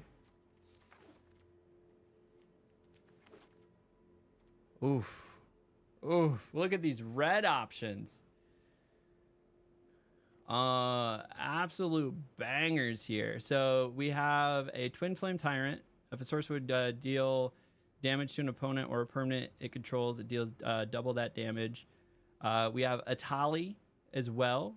Just another insane card. Exile the top card of each player's library. Then you may cast any number of spells from among those cards without paying their mana cost. Both of these cards are absolutely insane.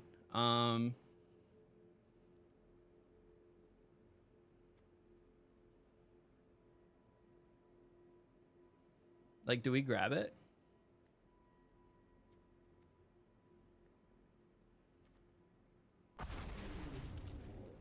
Don't know. I don't know. I don't know what the answer is here. Oh, we're not really. We're getting some insane options here. What colors are we? I don't know. We could pivot. We could pivot. We got some cats. Drawing cards. Tiny bones.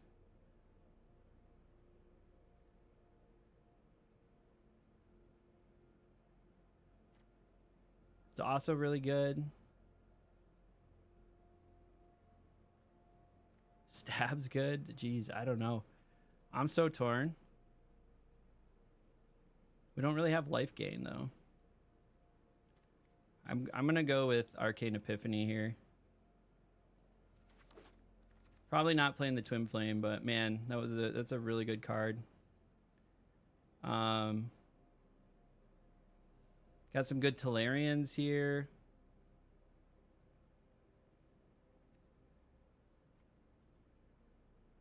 Do we have? We don't even have. We don't have a lot of spells. We don't have. We have 4 instances. Yeah, this is rough. Yeah, blue looks really open.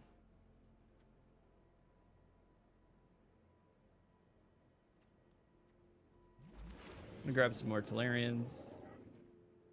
Archmage. We're getting some card draw off of that. Archmage of Runes.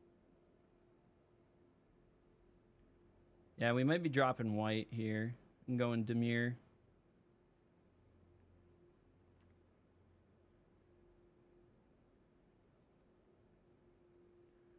It's not the... I mean, Macabre Waltz is...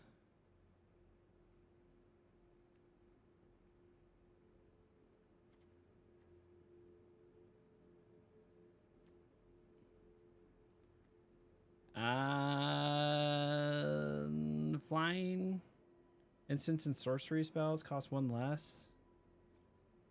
Or do we get the pick? I'm probably gonna grab the pick. Goldvein pick can do some work. Grim Tutor, look at that. Do we have ETBs? We do. We have Big Fin Bouncer.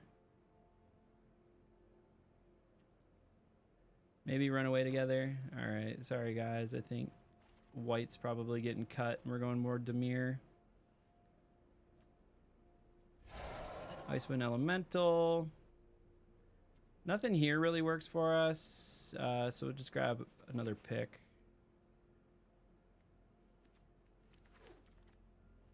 Or to the junk picks. Witness Protection potentially playable.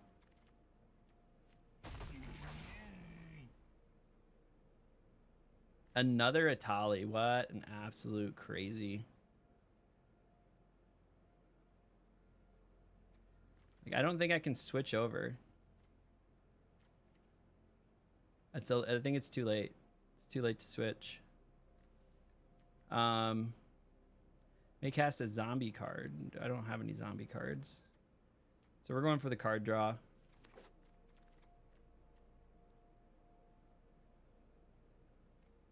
Witness Protection is probably our best bet for removal, so we need to focus removal. We have a Runaway together, we have a Witness Protection, and a Hero's Downfall. So I'll probably grab another Witness Protection here.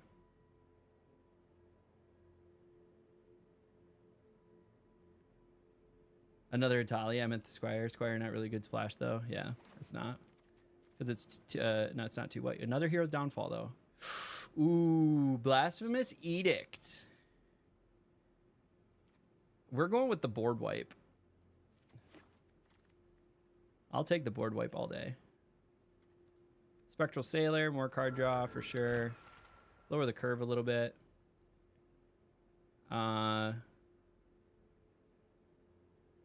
Do we have a lot of flyers? Not really. We might be able to splash Empyrean. Grab a refute. Well, we have 2 refutes. 2 witness protections, a hero's downfall, and a blasphemous edict. I think we probably want the rat.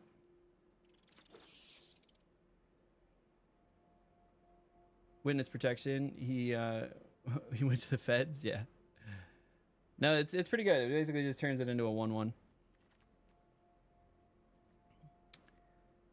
Little mana fixing. We'll take it. Maybe a splash in that Empyrean Eagle. That's a good splash. Could also now, if we are going to splash white, like maybe consider dropping something. Oh, we got the Dreadwing though. That's in our colors. Definitely grabbing that.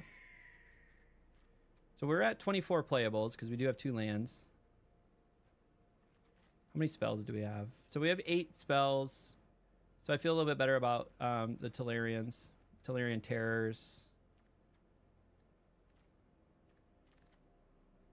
Probably drop the Macabre Waltz.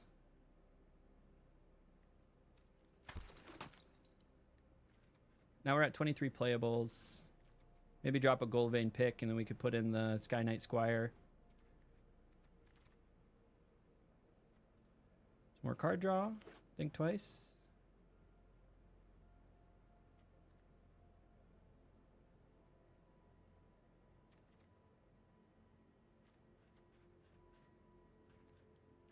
Yeah, now I feel fine about the Tellurian. Another land. Some mana fixing. Love it.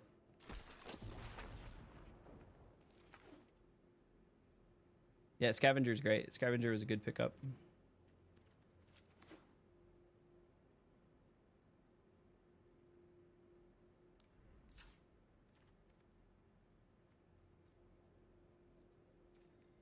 All right, let's take a look. So we're at 41. We got a little bit of fixing for the Empyrean Eagle. Can probably drop the Runaway together to for sure. I think there's an opportunity somewhere in here. Maybe dropping a Goldvein to pick up the Sky Knight Squire. And so we have a little bit of white splash with the Empyrean Eagle, but mostly we're a Dimir. And we have 2 ways to get white. I would actually probably drop a white. 17, so maybe adding another blue.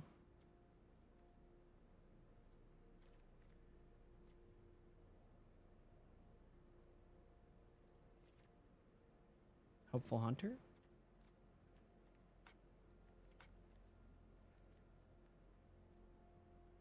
Run 16 lands. We do have quite a few like black. I think we're going to do this. Run the Helpful Hunter. All right. We've done the thing. We have done the draft. I want you to get, what are we? Like 16 and a half minutes in. Get your guesses in. What do you think we're going to do? Do you think we're going to go at least 4 wins with this deck? Or do you think we're going to bust and have to do a draft review again? So I want you to leave a comment below, like, subscribe, do all the fun stuff. You've made it this far in the video. You might as well do the things. And let's go ahead and jump into the game, reset the scoreboard. And we are at 0 punts. Let's not start the game with 2 punts. 0 punts. And make this happen. All right, we're jumping in. We're playing an Esper mix here. It's mostly Dimir, a little small splash of white for a period. With this many EDBs run away together, seems pretty nice. 4+. Yeah, I like it. 4+. All right, and we have access to our lands. Perfect. Get Spectral Sailor out there. Get our black out there. We're going to play Burglar Rat.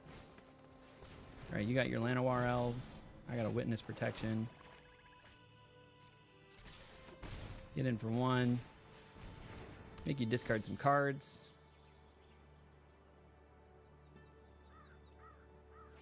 All right, made him drop a heroic and reinforcements. They're also going triple colors. All right, that's not great.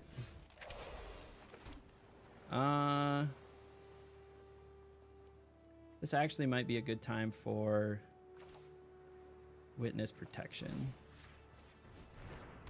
Turn that off.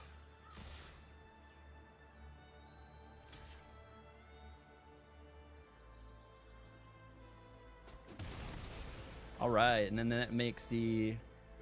Oh, that's an enchantment. Damn it, it's not a sorcery. I was gonna say it makes the Tellurian cheaper. It doesn't. Okay, they got a land. They're coming in for 1. So it means they're not doing a 5-drop, but they are gonna do that.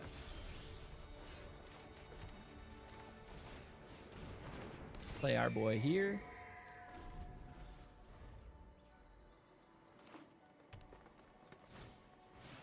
Ooh, affectionate. What are we doing? Taking out the Empyrean.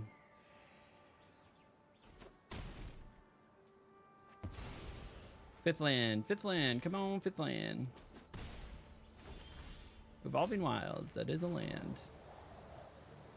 We got the 2 blues that we need. Probably just make it a white. Actually, what? We have a double black. We don't have any double whites, so we should get a swamp. And then hold. Now, if they drop something spicy, we have a refute.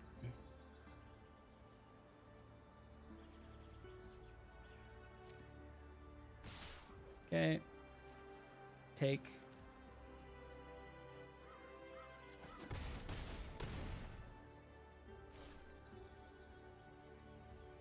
Nothing. All right.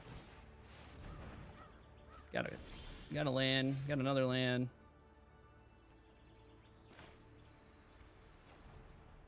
I think we have to play this.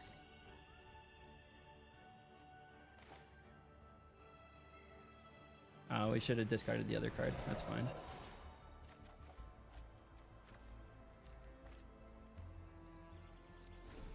All right, we have a little bit of blocking capabilities now.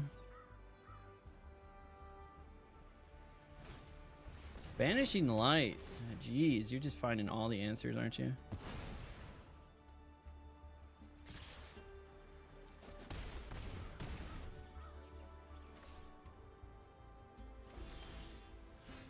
Return target creature an opponent controls.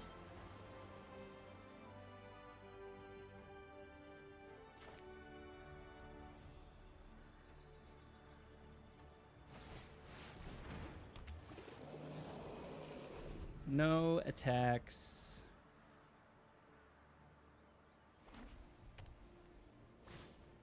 Exemplar of Light. Nice.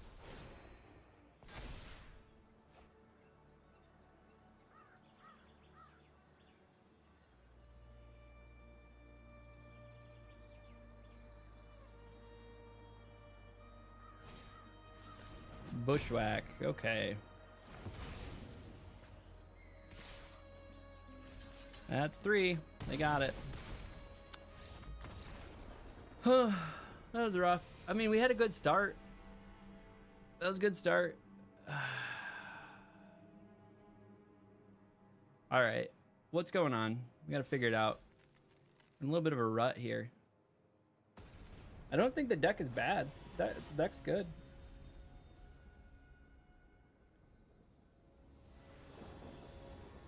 Okay, got access to all of our lands again. I mean, I'm not upset about the start. That was a punt. I was focused on the rat. Whatever.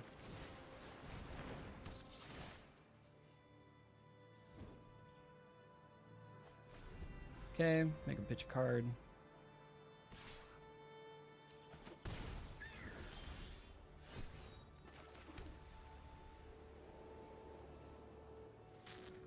They probably have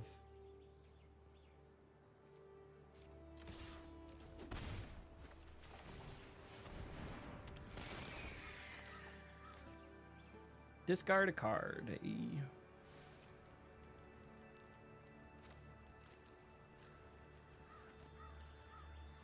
Witness protection's got to go. Maybe kill the elf first. The elf is long gone.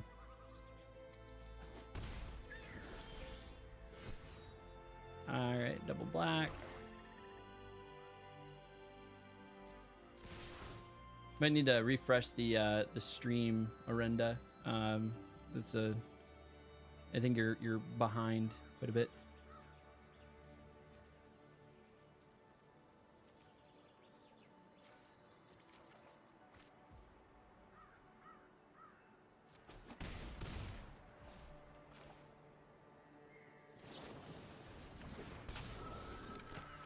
Okay. Oh, last game. Just think twice, yeah.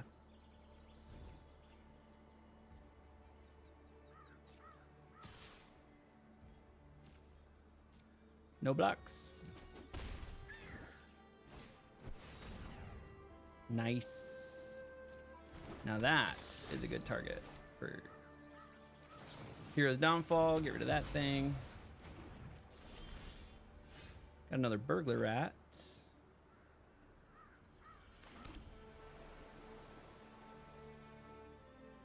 Do I have a wizard? These are not wizards. Things cost one less. Discard a card.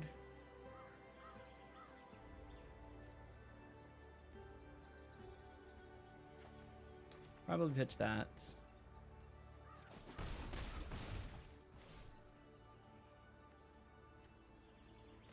Then I think I can't double cast.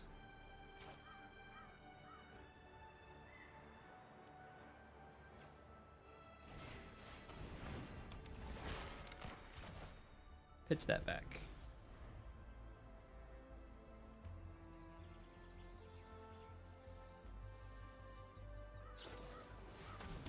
Oh no! All right.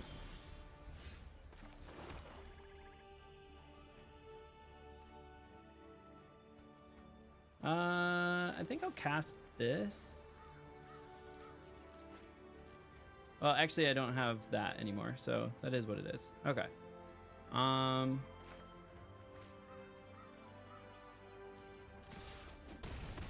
Get the damage in. We'll play rat. Make them pitch a card. Pitch Natali. Okay. Drew a card. We got a 3/4. We have 6 damage on the board. They're gonna go get a land.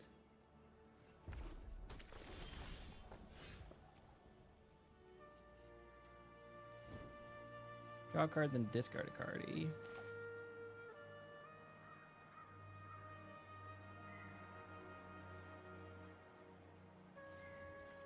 Where do I cast this? Get him from 1. I'm just gonna cast this. Perfect.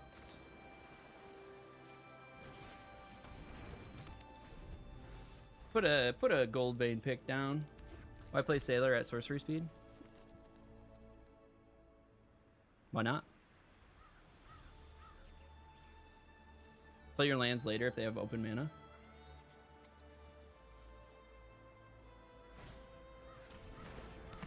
Yeah, I'm probably rushing things if I'm being honest with you guys. I'm slightly tilted.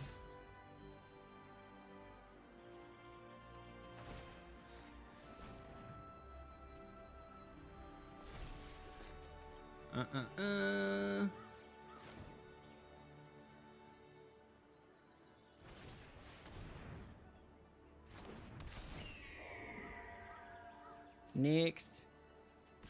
Swinging with our boy. Does they get to draw a card if this dies, right?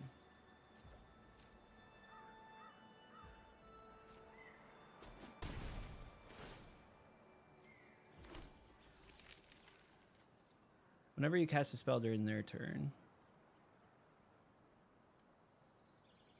Now I do have some mana to be able to draw another card now on their end step.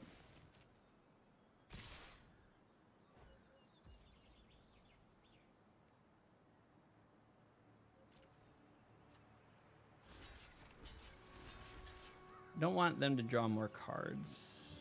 And I don't care if the rats die. Take the 2. Solid. Draw a card.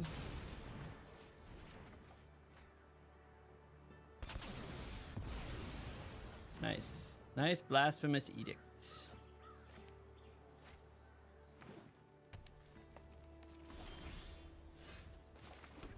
Now we got some options here. We're gonna do some loot. Get rid of the land in our hand. Discard that. Then we could play this as well.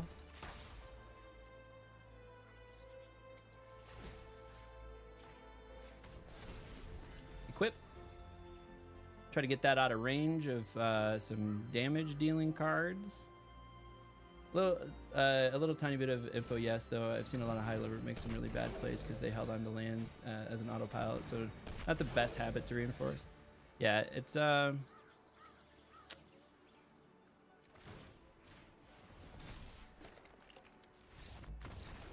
was gonna say, I got 4 in the air there, bud. All right. 1 and 1. 1 and 1. Not as bad. All right, we're getting out of tilt territory. We're getting a little tilted. We're getting like we gotta streamline this. We gotta get our heads in the game. Heads in the game. Yeah, I should have played the cutthroat. Yeah, there was a lot of like optimization errors in that game for sure. So I think going into this next game, really gonna try to focus on efficiency plays, not just slamming cards, because I think that's one of my tendencies. I just slam cards, play cards, right? I think it comes because I play a lot of aggro decks and constructed, so it's just like, nope, I'm just gonna keep playing them. This is the whole game plan. I just keep playing these, and then eventually you run out of removal, and then I run you over. Like, that's the game plan a lot of times in aggro decks. So I need to get out of that, and I'm just like playing cards. Got a Molly. We can keep probably have to drop the arcane.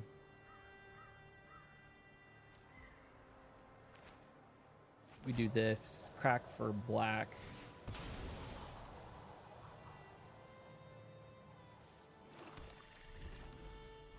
Then we can play burglar rat, and then gold vein pick. All right, nice. 2 rats. Start stripping some cards. Okay. They pitched Inspiration from Beyond.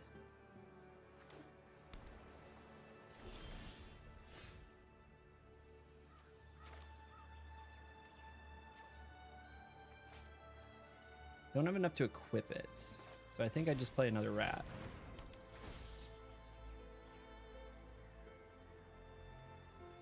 Make them pitch another card. Okay, they pitched a land. Really like a 3rd land. That way I can put it onto the rat. All right, we got a 3rd land.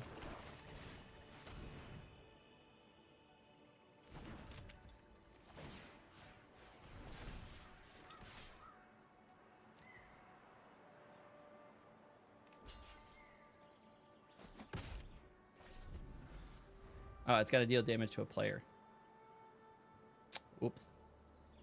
Oops. Read the card. All right. Draw a card, eh?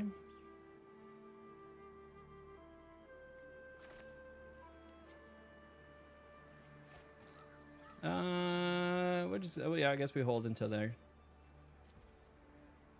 I guess I could swing, because it's not killing any of these cards, so at least I would get 1 through. It could be a thing.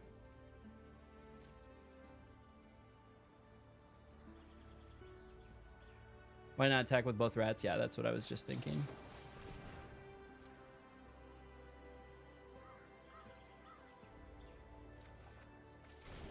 Hey.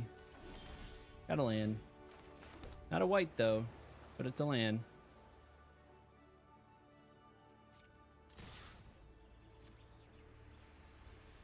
I'll just block one. Get in for one.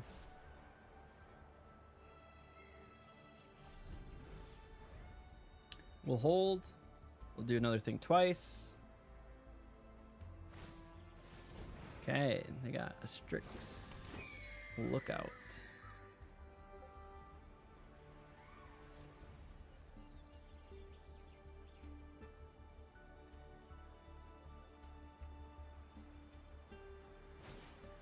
Lunar, draw a card for each different mana among non-land permanents you control. Okay, they drew 2 cards. We're gonna think twice. Flash in Spectral Sailor. Get another land.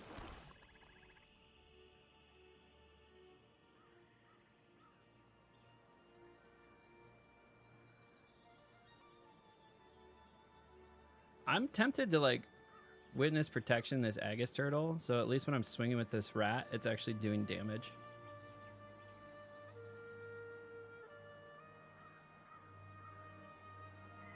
Hero to get the pick in, maybe. Potentially. Because we could hero Strix and then equip pick to Spectral Sailor.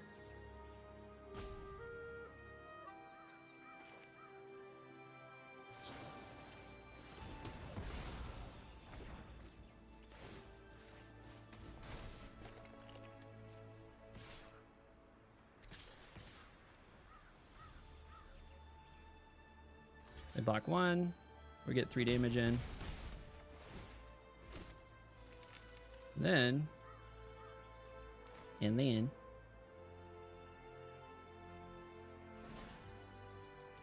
play this for some more card draw. Nice. And we got a dual land. Still not a white land though. But we got a dual land.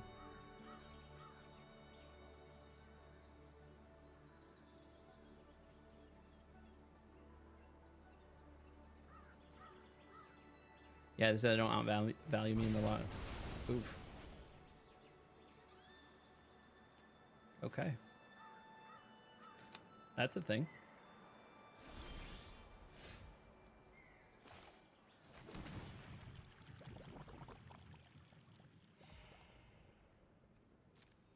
Okay.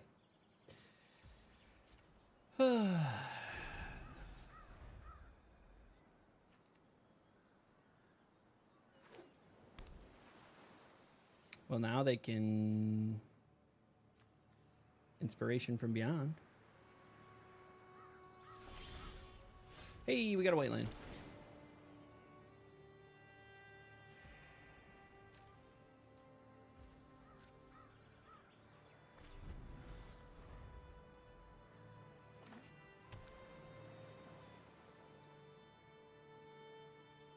What a game. What an absolute game.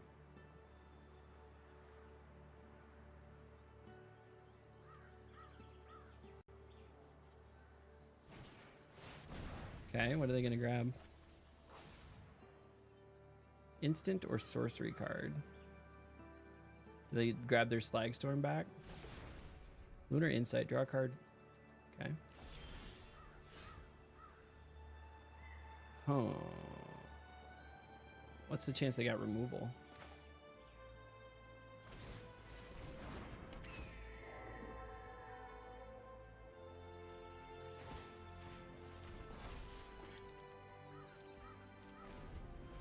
I'm just trying to give it a little bit more defense. That's why I equipped it.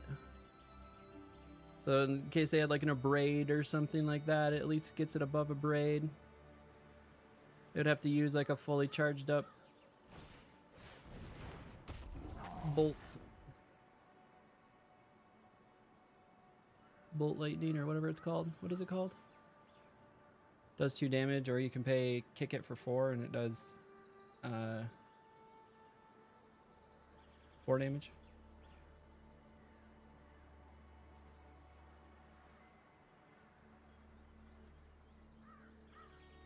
Trying to get those counters going. Yeah.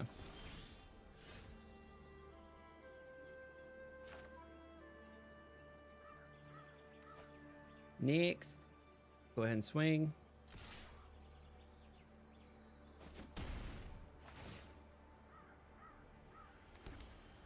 Okay, so I have 2, 4, 7, 8. Guess what? Means I can play a Sky Knight. And a Tolarian. Unless they have a counter spell. Essence Scatter or Refute? What do you got?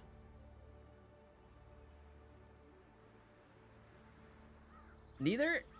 Neither? Refute? Essence Scatter? Refute. There it is. Called it.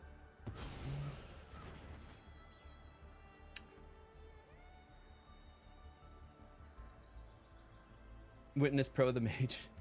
Project is quite the non-bow terror has been underwhelming in this set. Yeah, it has. You gotta probably have like probably 10 to 12. They did all of that on my end step. That's crazy.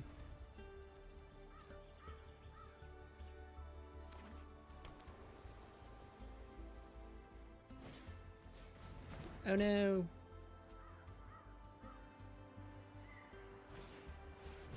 Then they cast their own.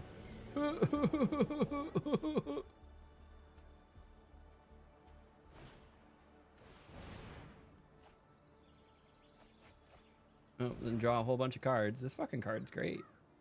For each mana value. So what? I drew 1, 2, 3, 4. It's crazy.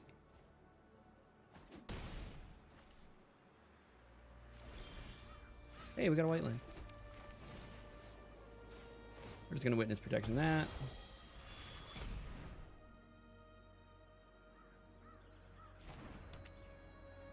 And we'll witness protection that.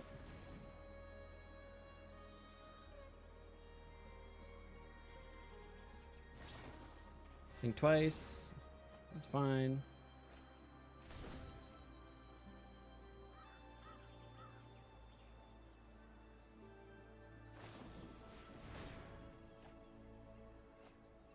Just gonna keep drawing cards, eh?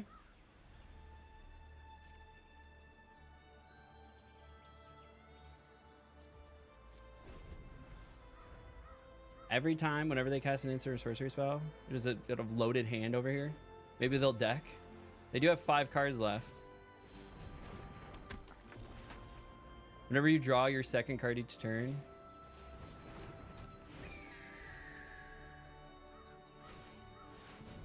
Oh, they just drew another card.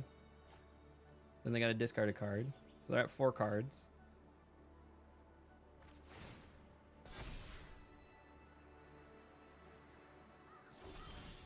Can I survive 4 turns? Target creature an opponent controls. So what makes them draw a card when it ETBs? Does Icewind? I should just like kick the Icewind up.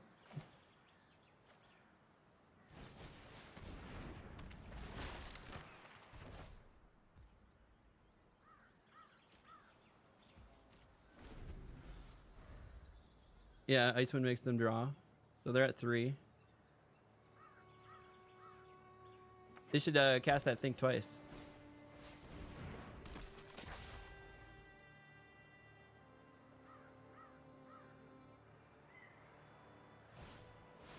And then they're gonna cast it.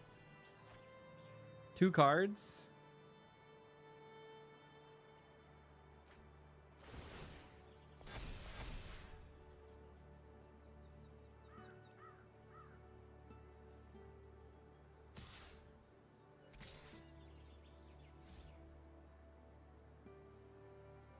We get in for 1.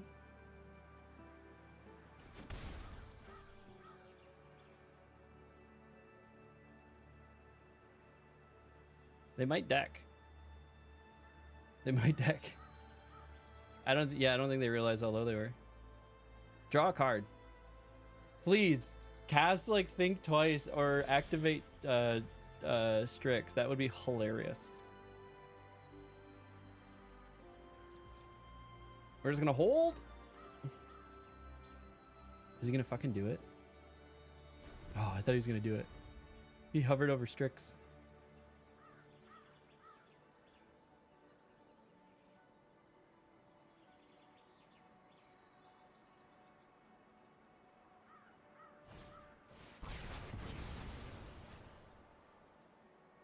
You don't have 18 damage though.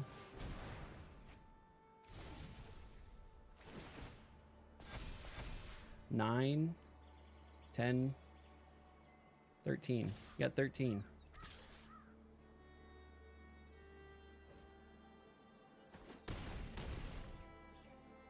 What was the plan here?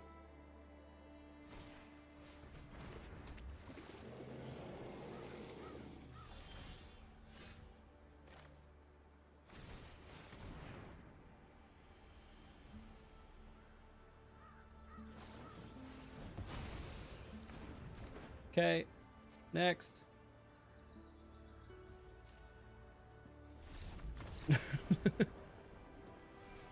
We take those. We take those. Back up to plat 3, baby.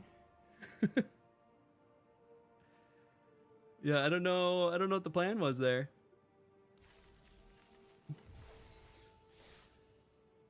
We'll take it. We'll take it. We've been on a bad enough rut that, you know, I'll take a little good luck. I'll take a little good luck every now and then. Oh, that's funny.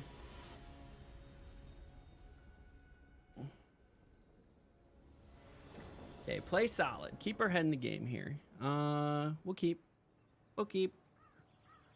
Need to fish for a white. White is our most prevalent land, but turn 1 island Spectral Sailor. Hopefully turn 2 we get a white land. Then we can play Helpful Hunter. Then we'll have access to Refute. Refute will be online.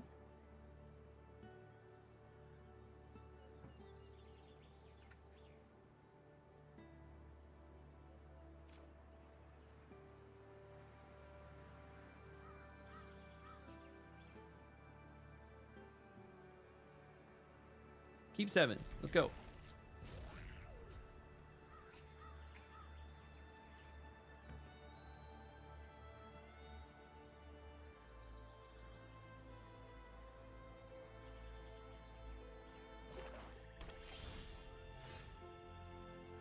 Okay, had to answer some texts. Turn 1, Spectral Sailor. Now turn 2, we could do the Gold Vein pick. Which is probably what we're gonna do. Yep. Turn 2, Gold Vein pick. Get in for 1.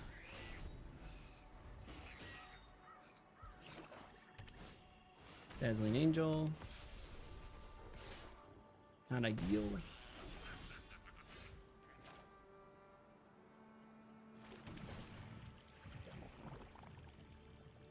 I think we hold to do the card draw.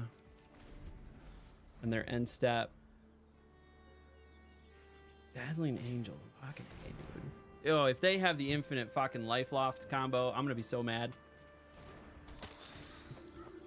Island go. End step that guy. Yeah, I'm going to. Oh, the Spectral Sailor? You guys really don't like it when I play it at sorcery speed, do you?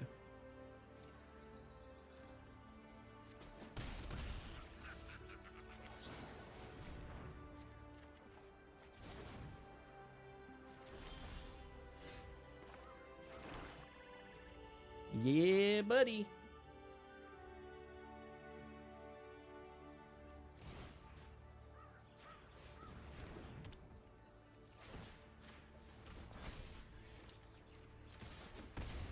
All right, we're in there.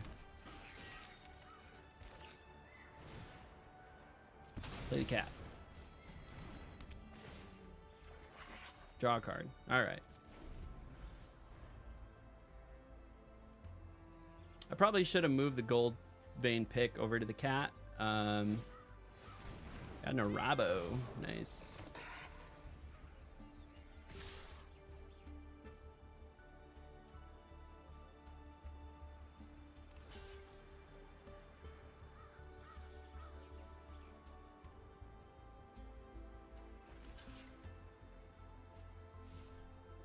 Do I block here?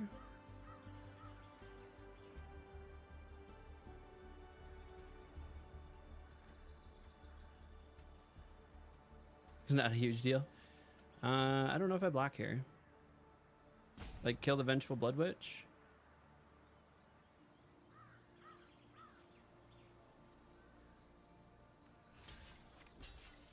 Yeah, just get rid of it.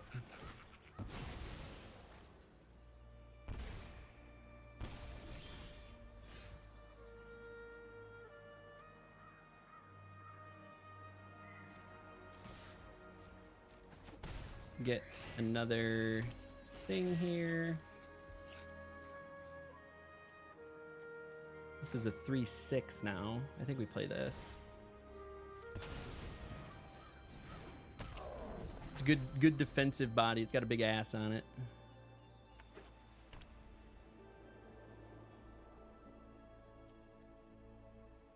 Yeah, block the witch. Eaten alive. All right, there we go.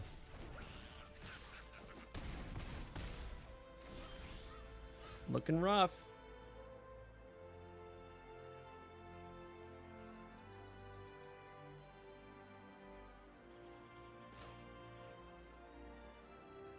I think we play this. We hold.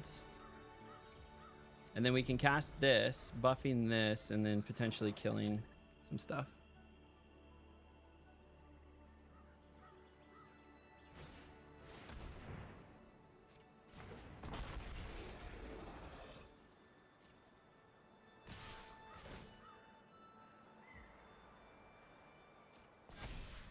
Nice.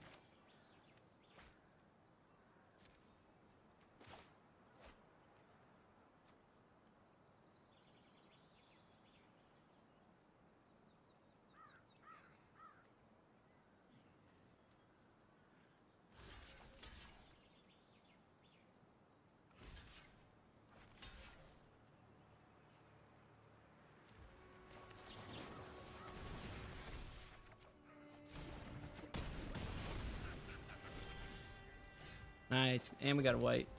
Solid.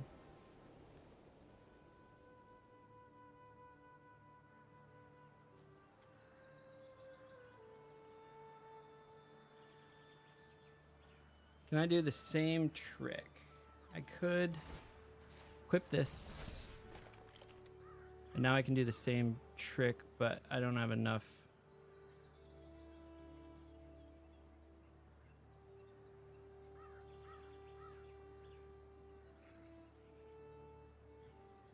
They just have too many attackers.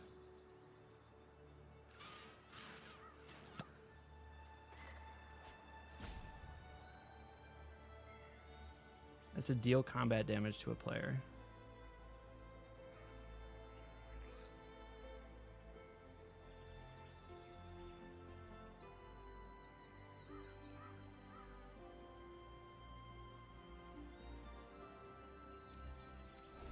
They got it. Yeah, they got it.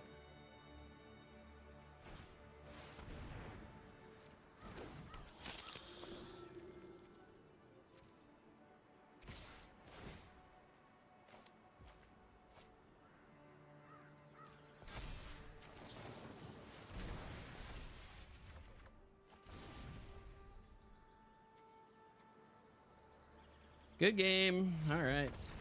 2-2. That was rough. We're having a rough go of it. Floating around these like 1 to 2 win drafts.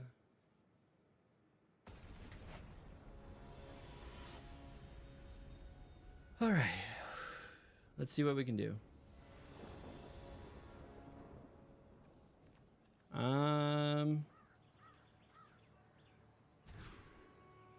Mulligan was better. All right, Mulligan was better.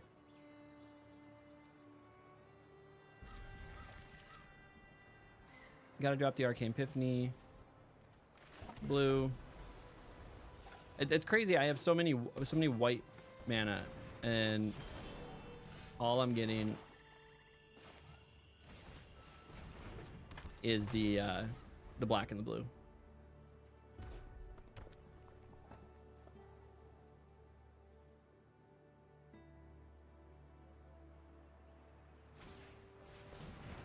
All right, nice.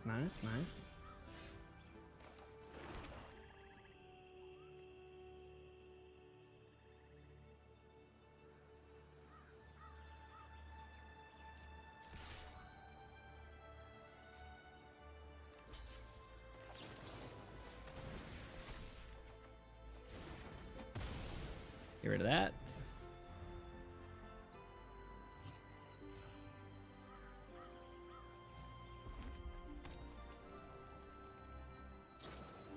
Fiery Annihilation. All right. Solid.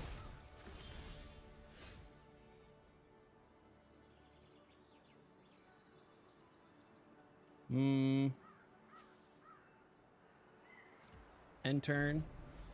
Good luck. Thank you. Attack and hold up the thing twice. Yeah. I'm holding up the thing twice. Do it on their end step.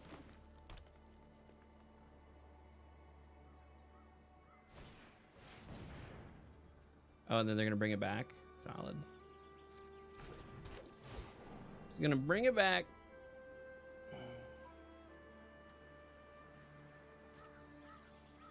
Could flash in the Brineborn, but I kind of want to keep it alive.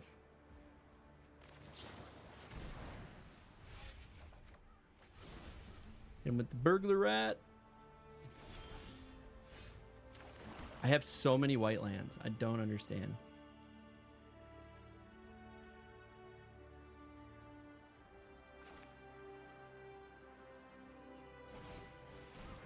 Pitch this, make them kick something out. Okay, they kicked what they just grabbed. I'm tempted to just witness protection this thing.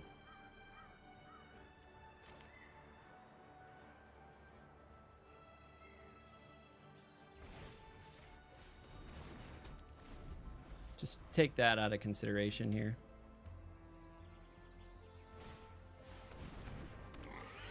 Okay. Flash in the Pirate when you could have gotten more value off of the thing twice. Yeah.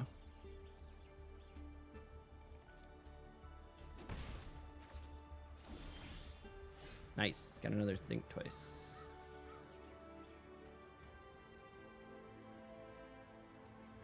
So we could hold here and then on their turn flash in the Cutthroat and then also use think twice, getting this big,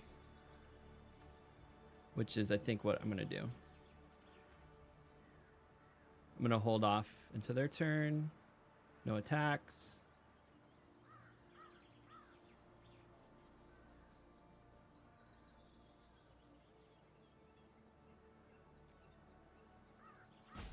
Yeah, it's a tough choice. I think I'm going to end their end step, flash in Brineborn, and then use Think Twice, and then buffing Brineborn.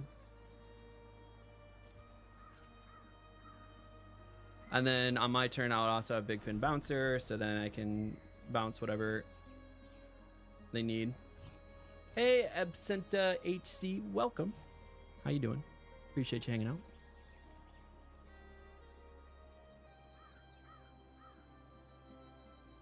Nice haircut, thank you. I have been fluffy for far too long. I was well overdue. This is where I normally like my hair. This is...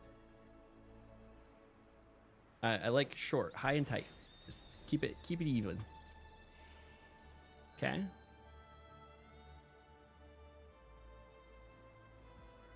Not enough blue, sadly. Only one blue mana, yeah. Oh wait, yeah, I can't do both of those, can I?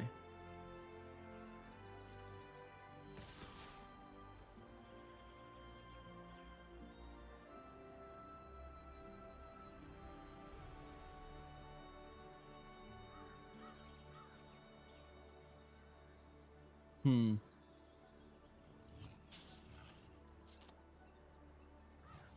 guess I take the 5 here. Yeah. Didn't... Oh my god, what am I doing? How do I not notice I didn't have a second blue? So, I mean, I guess I just do the card draw then. I need the...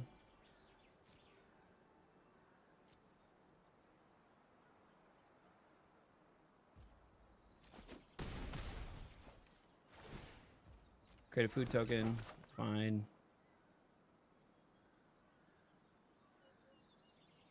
Come on, end step. You got a lot of options in there? I feel like the guy's got a lot of options.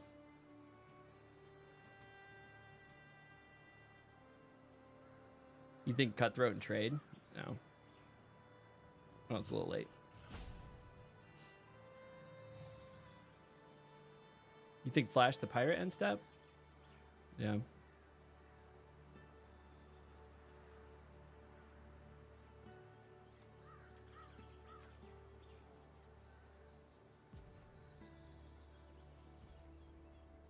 All right.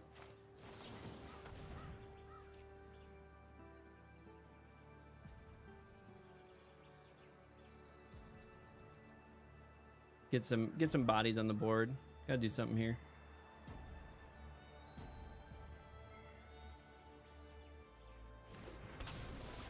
They probably have some sort of removal. I like digging for land. Archmage is cool. Yeah. Don't have the second blue though.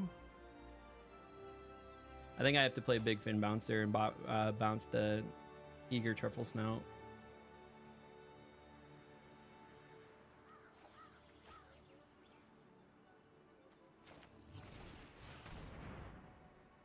Get some mana efficiency here.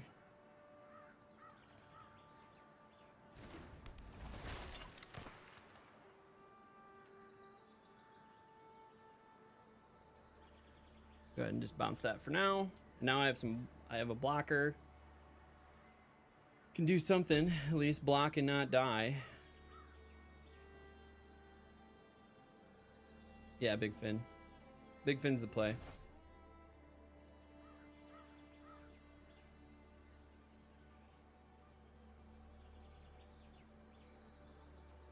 Three mana swing, 3 for 3. All right, that's 4 for 3, but it's a 4/2 that they're swinging.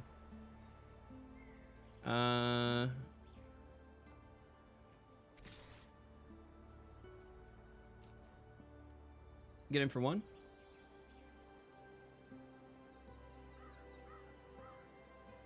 I mean, if you want to block with your Llanowars, I'll let you. Go ahead, block with your Llanowars. Yeah, I don't know what the opponent's doing.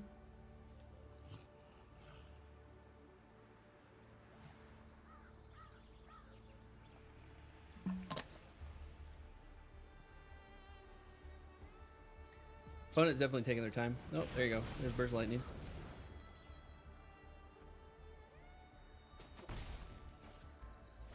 They're over there twiddling their thumbs. Or, you know, as a Quake, Strider, Ceratops. That's the thing, too.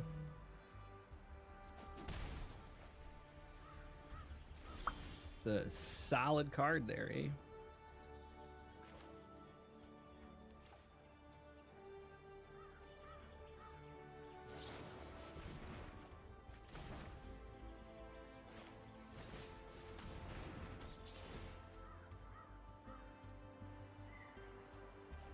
All right. Well, that's a thing. We have some removal. We have a Hero's Downfall. We have another Witness Protection.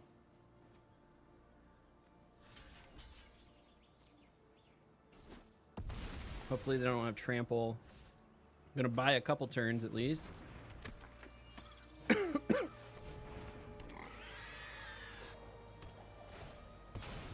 They're just gonna dump their hand. They're feeling confident.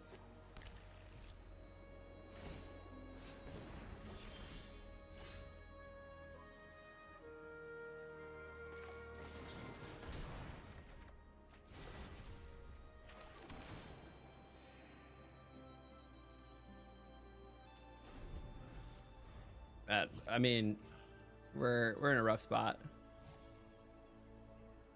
We're gonna take 6. Well, I mean, they're gonna buff this to a double strike. So 6, 10, 11, 12. We're taking 12 regardless. Yep.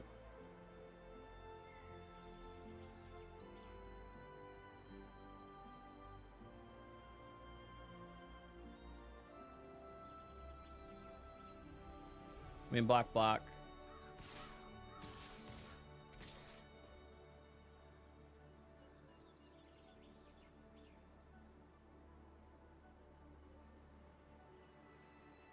Don't have a lot of options here.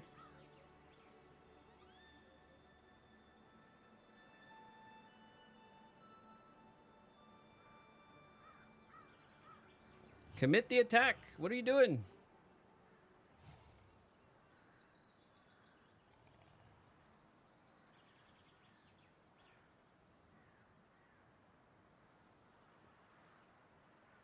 I don't know what this player is doing. Looking forward to catching more streams and seeing your best of luck. Thanks, Jefferson. I appreciate it. Thank you.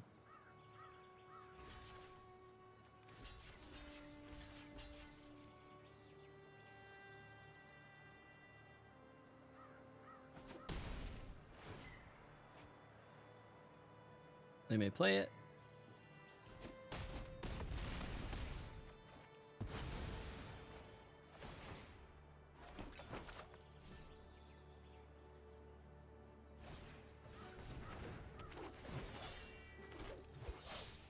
Yep, they got it.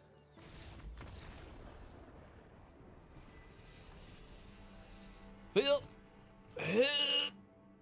2-3. We're getting a lot of these 2-3s today. All right, let's go ahead and see what we're. What do we get for packs here? Open all. I could have drawn Edict. I could have. Potentially. Could have waited. But that did not feel likely at the time. All right, let's go ahead. We're going to do a draft replay and take a look at what went wrong with our Esper deck. Let's go ahead and take a draft replay here. I guess White Splash didn't work out. Yeah, it was so-so, which, whatever.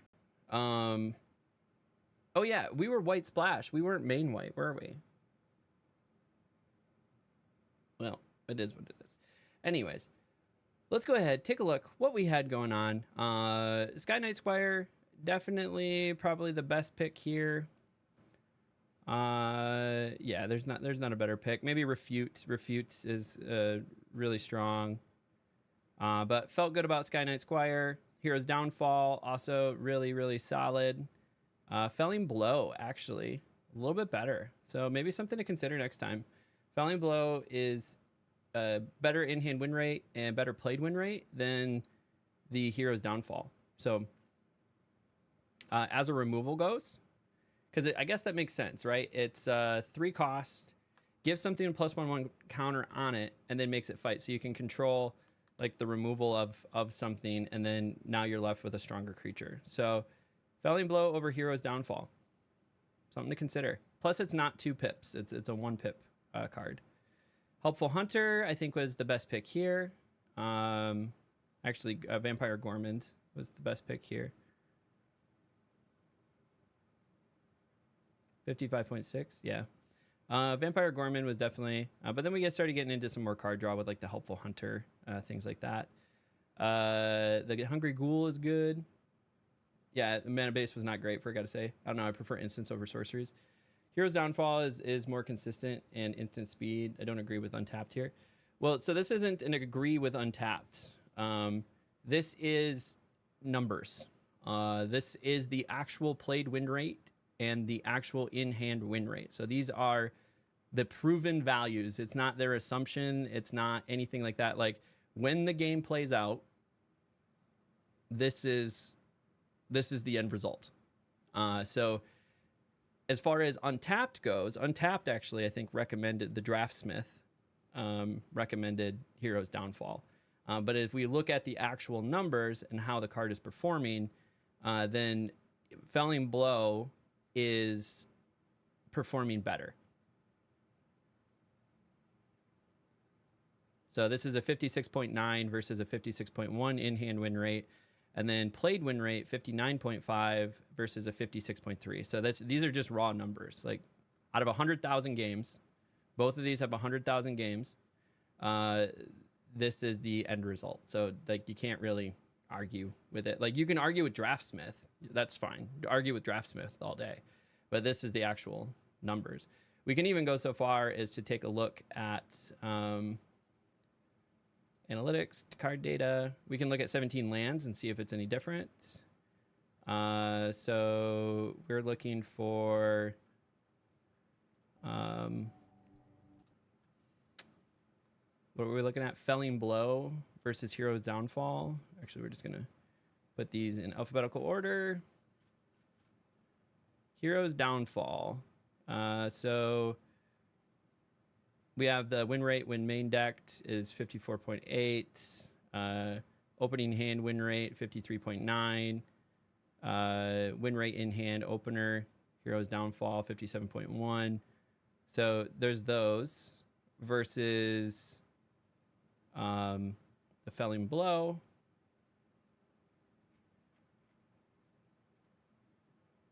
Felling Blow, 55.9.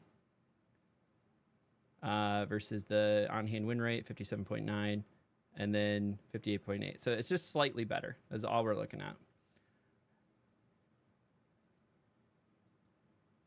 But keep on cooking here. Burglar Rat, I think, is probably our best bet, 54.3 versus 54.5. So yeah, Burglar Rat was probably the best bet. Yeah, the numbers need context, though. Yeah, I understand. I'm just saying I don't agree with the data. Something else is going on here. Felling Blow is a very good card, but there's got to be more to the win rates here. I mean, yeah, it's situational, right? You talked about instant versus sorcery, right? Instant is a responsive, oftentimes card, versus a sorcery is a proactive approach. So, yeah, some of it has to do with synergies, right? Like, is green going to be synergistically better with +1/+1 counters? Yes. So it's going to go better in those type of decks. Thus, you want more cards with +1/+1 counter capabilities. So yeah, there's more that goes into it, but also understanding these numbers is going to help you just choose the best card in the pack. And if you don't know where to start with drafting, just picking the best card in the pack is a great place to start, or at least knowing what the best card in the pack is.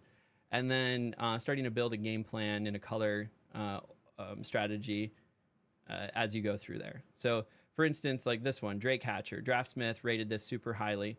But in reality, in like gameplay, the Affectionate Indrik has a little bit better played win rate. Well, way better played win rate, but a little bit less in hand win rate. I still think the Drake Hatcher was the better choice here.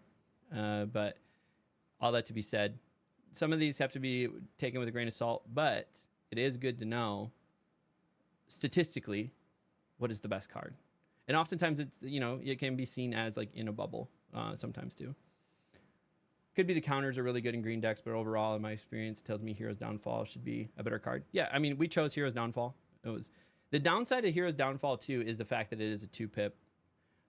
Even though it's an instant, you know, that has a lot of benefits. The fact that it's 2-pip, it can oftentimes be harder to play.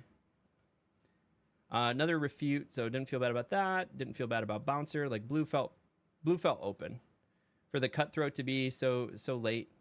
We grabbed the Twin Flame.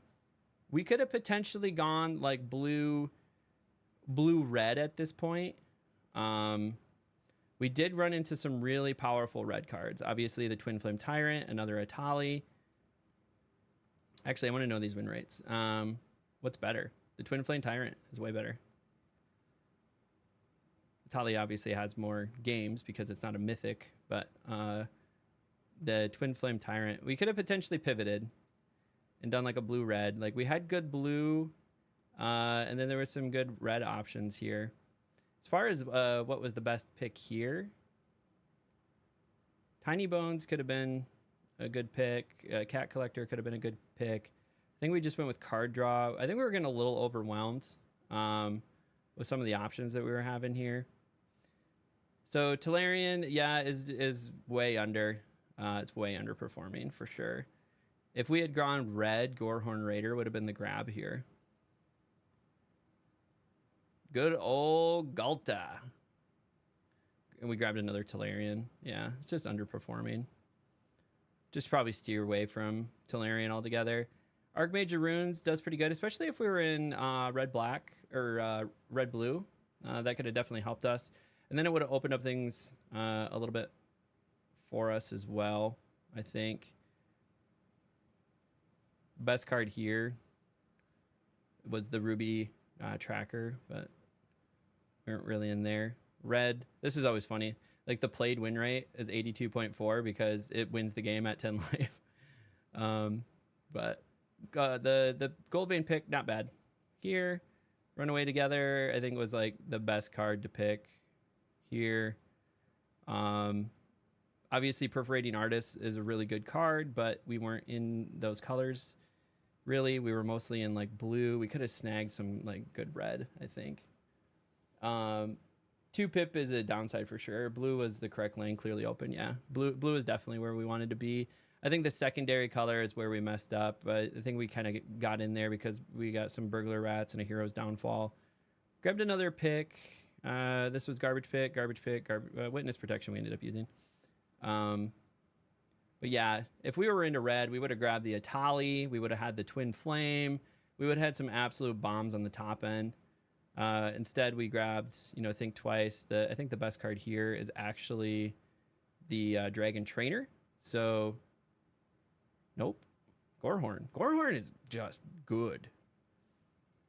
Like, Gorehorn is good. And there's the same cost.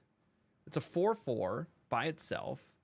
And then it does 2 damage to something. I mean, sure, this puts a 4/4 in the air, but then, I mean, it's technically a 5/5, right? You have a 1/1 on the ground and a 4/4 in the air. You are getting 2 creatures out of it. But the fact that this comes in under the raid mechanic and does 2 damage to something, it's essentially a removal for something. And then it's now down as a 4/4. And then if you have any bounce effects, so if we were in blue, Runaway Together or something like that, like, I think the miss was the secondary color. We could have definitely got into a strong blue-red situation here. But, I feel good about the Blasphemous Edict here. I mean, we could have grabbed another Hero's Downfall. This was a tough choice, Blasphemous Edict. Spectral feels good here. I don't see anything else that really kind of jumps out. Empyrean was an interesting splash, like I said. If we were in red, probably grabbed Goblin Surprise. But Burglar Rat feels fine here. Maybe grabbed another Refute would have been fine. I think we were just trying to lower the curve. A little mana fixing. The Dreadwing feels good. Nothing wrong there. Dragon Trainer. Again, if we were in red, I still would have grabbed Dragon Trainer. Or maybe another Gorehorn. Another Involuntary. Yeah, we missed red, I think was the problem. Like, we should have gone red. Red would have been the answer. Well, we live, we learn, and we try to get better at drafting. Another fun run. We reviewed the draft. We learned a little bit of things. We missed an open lane. As far as the gameplay went, I think the splash was okay. It wasn't great. We could have been a little bit more efficient in some turns. But overall, we're learning. I think we're getting a little bit better. We need to just kind of focus, keep our head in the game a little bit. I think there was a little bit of a moment I was tilted. I could feel it just because we've had some bad runs this morning. We even had an 0-3 run this morning, a 1-3, a couple 2-3s. The best that I've gotten this morning was a 3-3 run. So, well, afternoon, evening now. It's been a day of drafting. So it's interesting. It is just as much a mental game. You have to stay focused. You have to stay sharp, and kind of like learn from your mistakes. Go back, review those replays. Use something like 17 Lands. Use something like Untapped, and go review your replays and see how you did, and maybe where you could have been better pick and what lanes were open, get the stats on some of these cards, and really figure out what are the good cards in the choice in a bubble is a good place to start. But then also looking at those cards in a synergistic relationship, right? We talked about Felling Blow versus Hero's Downfall. Synergistically, the Felling Blow just kind of probably works better in green because of counters, so even though it's at sorcery speed. So there's some something to be said about the synergies to be built around the cards you select as well, but also just knowing the stats on the numbers is super helpful as well. So all of this is just information that you can digest and learn how to digest and do it so quickly, because as we know, draft is a quickly changing format, right? What we're supposed to have 4-5 sets released next year. I don't know if all of them are draftable sets, but all that to be said, there's going to be a lot of sets released, and knowing how to quickly digest information, where to find the information, and get good at drafting quickly is what's going to help you find success in something that rotates so fast. And that's what we're learning here, right? How do we digest the information quickly? How do we get good at the set quickly so that we can start to push, in our case, push rank? But if you're trying to do competitive draft or tournament draft, knowing this stuff is super critical as well. So all that to be said, I appreciate everybody. If you've made it this far, you know what to do. Leave a comment, like, subscribe, come follow along in the live streams. You can find me on Twitch and YouTube, usually Monday through Friday, starting around 7 or 8 a.m. Eastern time. The next couple weeks for us are going to be crazy because I have work off, so I'm going to be streaming all day. But I also stream in the evenings. And the only way you would ever know any of that is if you followed along. So as we like to end everything around here, thank you for hanging out with us. And until next time, we'll catch you at the table. Awesome, awesome, awesome. You'd grab Trainer over Atali, though? Trainer over Atali. Let's take a look at that.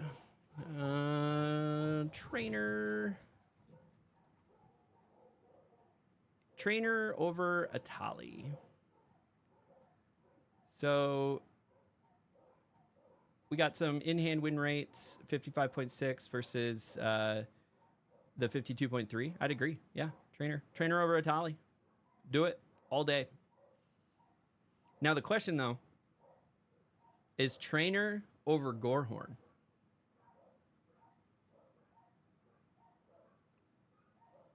Trainer over Gorehorn is an interesting one.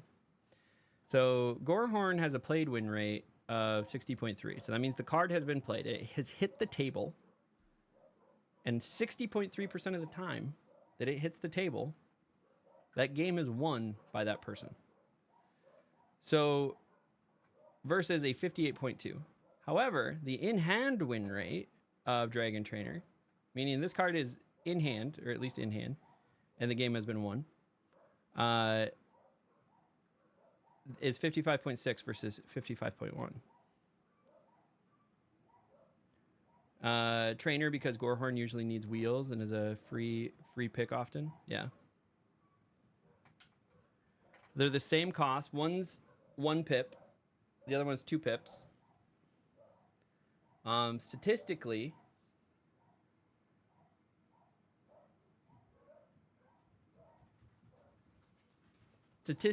I would probably take Trainer. If it's the choice between Trainer and Gorehorn Raider, I'm picking Trainer. In a lot of other instances, though, I'm taking Gorehorn, right? Like, Gorehorn's just super solid. I'd take Gorehorn over Atali, even.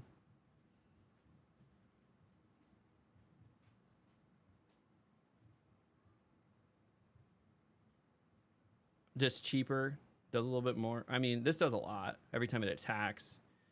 So they need to have removal to get rid of this thing. And it's a 6/6 for 6, so... and the fact that it's able to... I mean, Atali's good. I guess it's just not good in the limited format.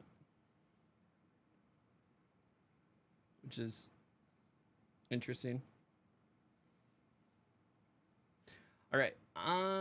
You're still taking Atali? I mean, Atali's good. It has an amazing effect on it. All right. People just got home. I'm going to go check in with the people that just got home and see what's up. And then we may or may not be doing another draft. tonight, but we did do quite a few drafts today. How many drafts did we get done today?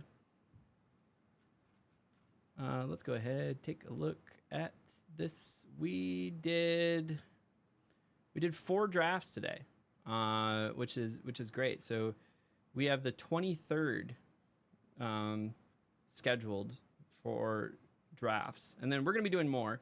I don't know. I might stream over the weekend. Today is Friday, isn't it? I might stream tonight, but it might be constructed content because we have a tournament tomorrow, and I got to figure out what deck I'm playing. Yeah, Atali's 6-mana, no ETB. It has its downsides. Yeah, it can just be removed. That, again, like I said, if you play Gorehorn, you play it and you get some value out of it, because you could potentially remove something, right, with the 2 damage, or just do 2 damage to them. Is it any target?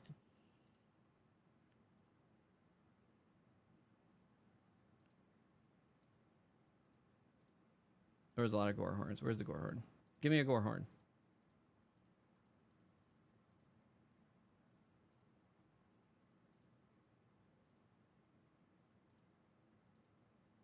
I could have swore there was a ton of Gorehorns in this. Gorehorn. Okay. Deck. Yeah, it's to any target. So yeah, you could even potentially ping out the player, which is great. But yeah, so I have a tournament this weekend, meaning Friday Night Magic. I should go to Friday Night Magic. That starts in like an hour and a half. But I usually have things to do in the evening that interfere with it. And if I'm gone all day at a tournament, like it's hard to be all gone all night as well. But like I said, I might come back and stream this evening to do constructed content to figure out what deck I'm going to play. It's either going to be a Boros aggro deck or like a Gruul aggro deck, and I got to figure out which one I'm going to play. All that to be said, I'm going to be right back. I'm going to go see what's going on upstairs. I'm going to run an ad while I do that, and we'll figure it out. I'll come back and let you guys know. So 3-minute ad, BRB.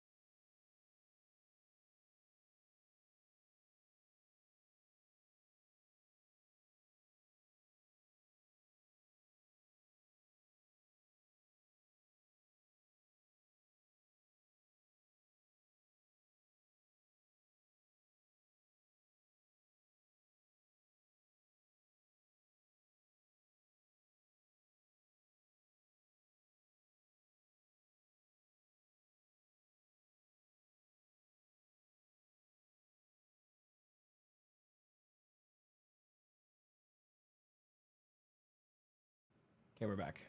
All right. I got to figure out something.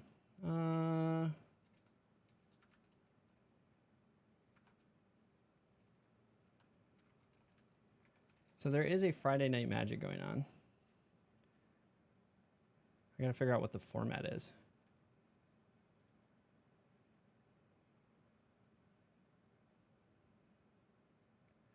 Oh, it's modern tonight.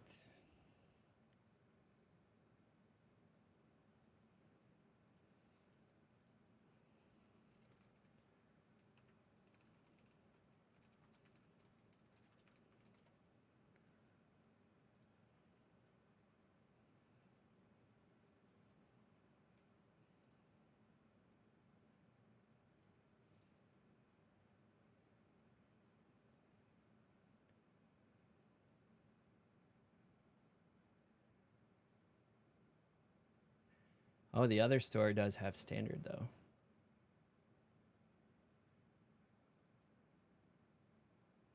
It's at 6:30.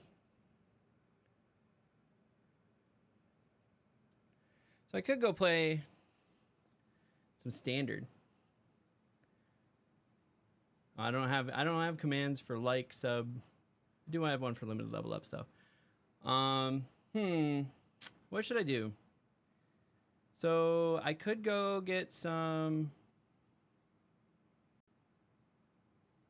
standard practice tonight.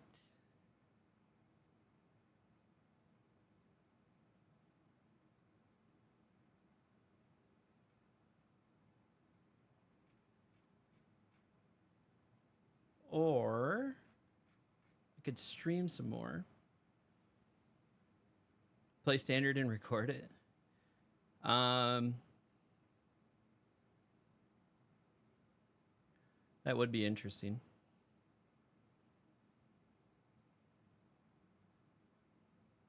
I don't know how I would record it. I don't know if I have enough time to like prep for a recording.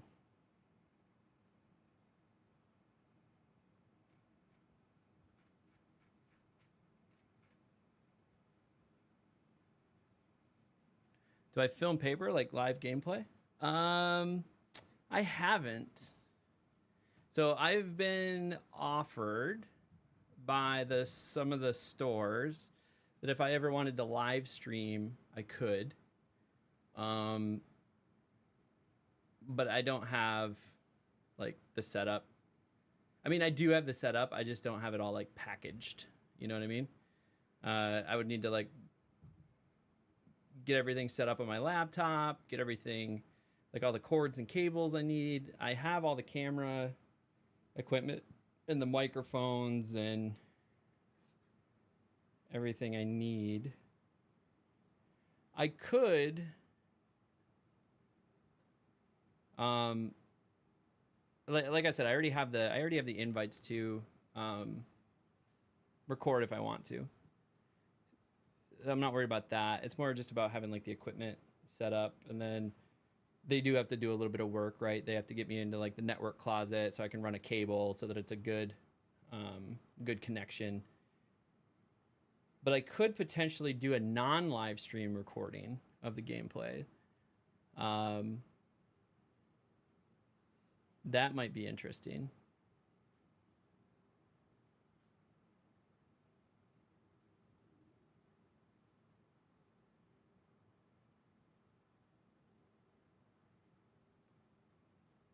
Wonder how I'd do that. Actually, that's got me thinking. So I do have a DJI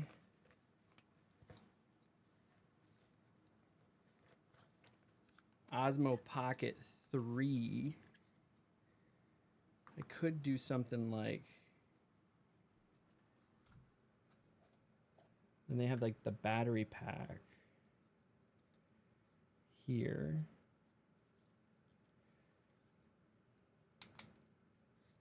And then I could do like a tripod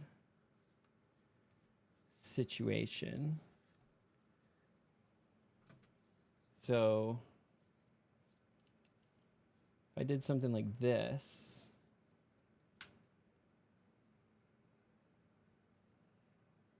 then I set it off to the side.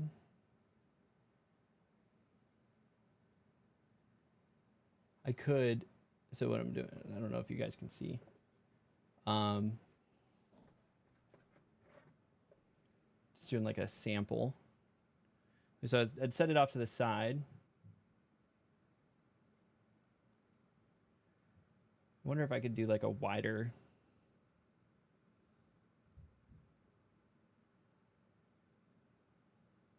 Does that capture more?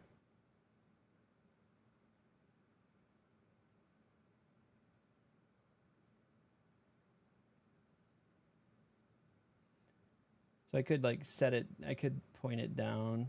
I wonder, it does capture more if I'm in 4K, obviously.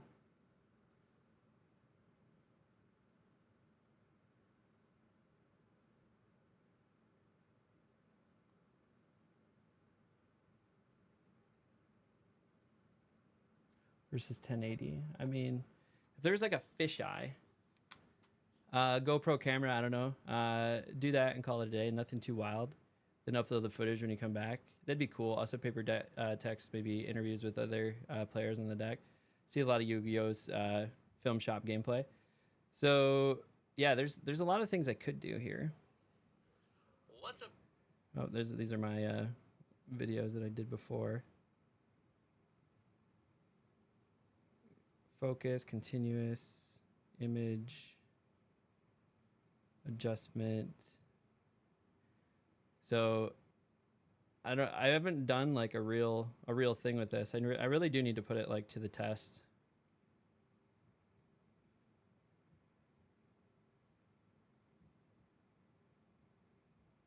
This is a new toy I got. So on my vlogs, when I do my vlogs for like the tournaments, I'm gonna be doing them on this camera now. So I'm really excited about that, but I have yet to like really put it through its paces.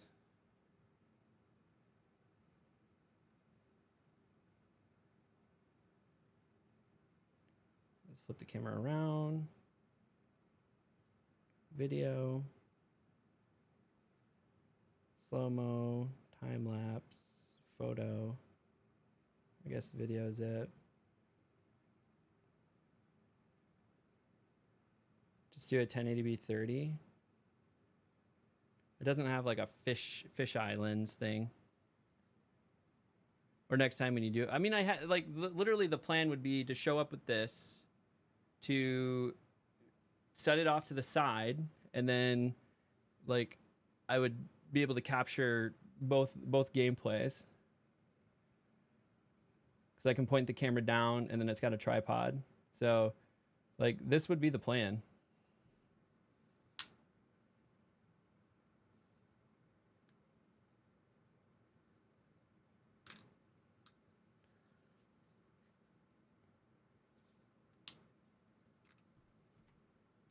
So I could just charge this real quick. Now the real question is, can I get my deck together in time?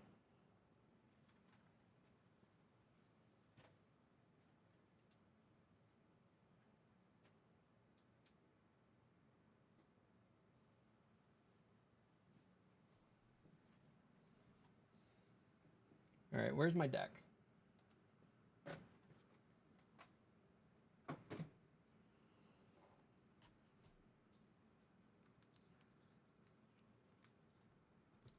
So I got to sleeve it. That's the problem. Now the question was, what do I play? So here's my options.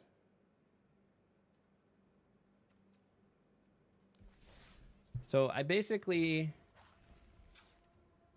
have this deck.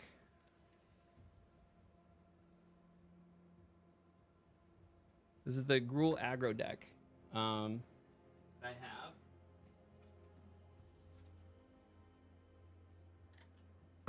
In my box here.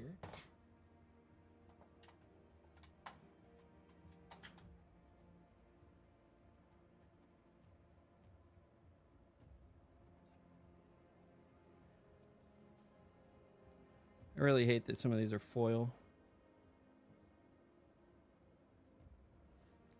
All right, let me make sure I actually have that. Okay, so I have the 4 paw patch. I have the 4 questing druid. I have a snakeskin veil. We're gonna go with the innkeeper's talents. We got these. Okay, so we got those. We got the greens.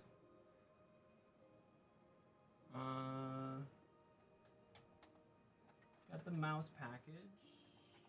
Gotta verify that I have the lands. Is the other part. Okay.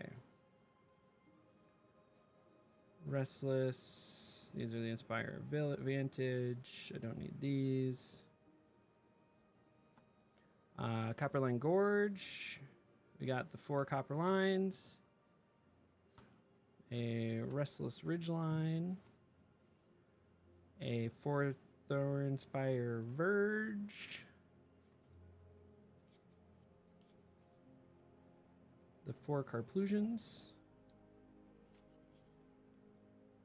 Okay, I got the lands.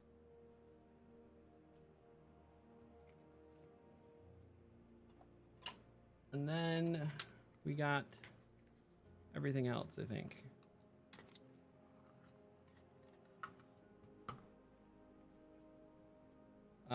Run that Gruul aggro deck.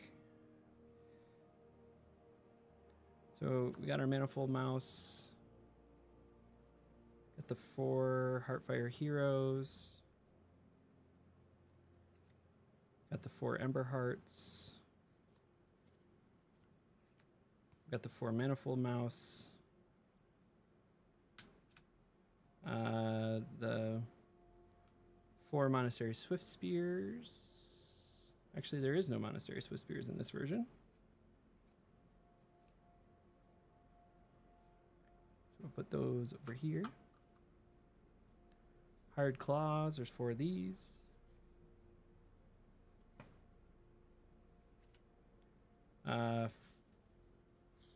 There's 3 Urbasks. We got those. We're not running the Twisted Fealties. We're not running the Witchstalker Frenzies. We're running the Shocks.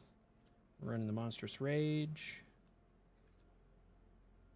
We're running the Lithomatic Barrage. Not running the Lightning Strikes. Okay. We're running the Screaming Nemesis. We got an Obliterating Bolt. And then we have the 3 Rockface Villages as well. Okay. So what am I missing? Slick Shot Show-Offs. Where are those at? I have those somewhere.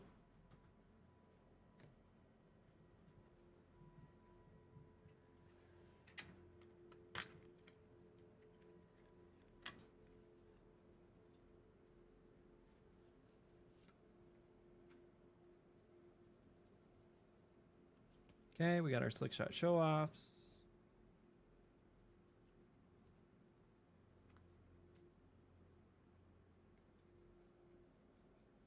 Bunch of stuff that doesn't go in this deck. We got the Shocks. The Torch the Towers. Torch the Towers are in another set. And then the Burst Lightning. Did I not get Burst Lightning? I've got to have Burst Lightning.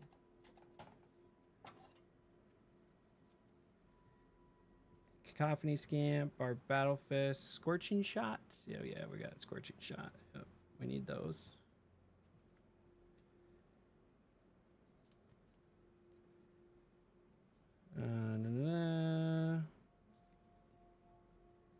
Slagstorm. We got Chainsaws. Scorching Dragonfire. Might of the Meek. Do I not have Burst Lightning? That would be a big miss.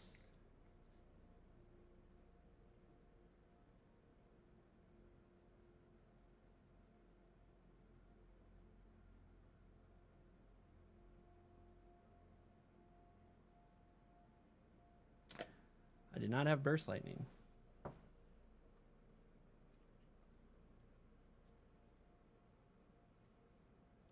How did I mess that up?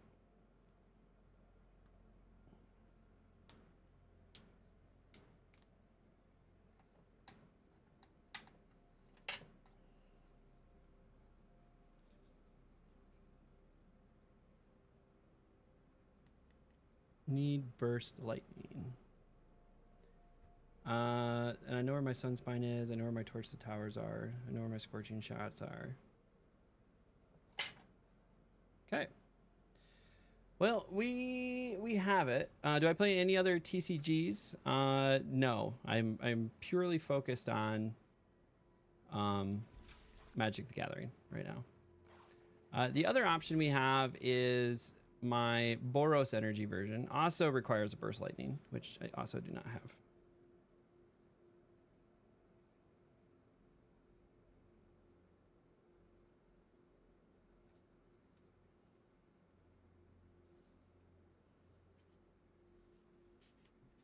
This one runs an interesting sideboard.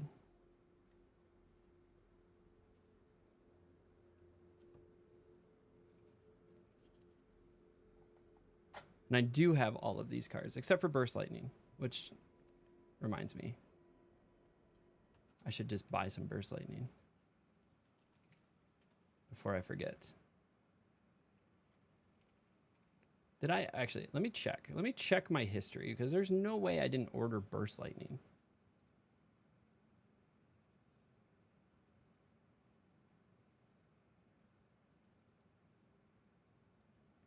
Did I really not order Burst Lightning?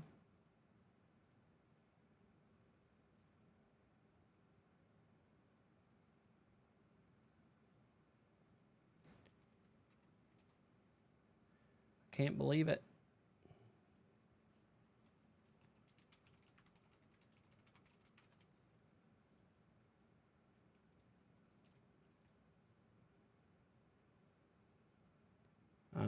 Let me see. Order history.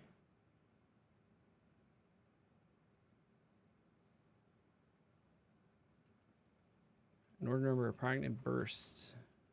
Search. Nope. Just straight up didn't buy it. What an idiot. Who doesn't buy Burst Lightning?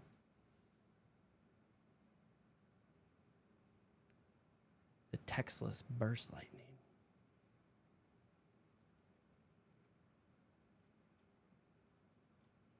The old reprints. I'm buying the new ones.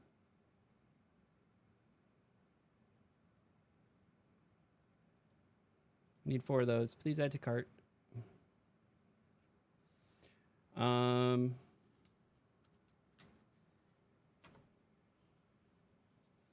Switch it with 2 more shocks. I mean, yeah. That's probably what I'm going to do. Starting... What are we doing? So if I go back to this this deck, I could obviously drop the shot or add shocks in. For this version of the deck, I could just do shocks. So this is the other part of it.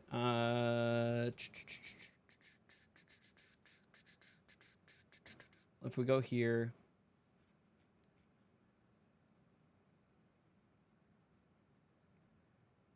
let's take a look. So this is my stats with these decks. So I've been playing the Gruul aggro and the Boros prowess deck. Obviously, I've played the prowess deck quite a bit more than the aggro deck or the Gruul deck. But I have fairly similar win rates with both of these.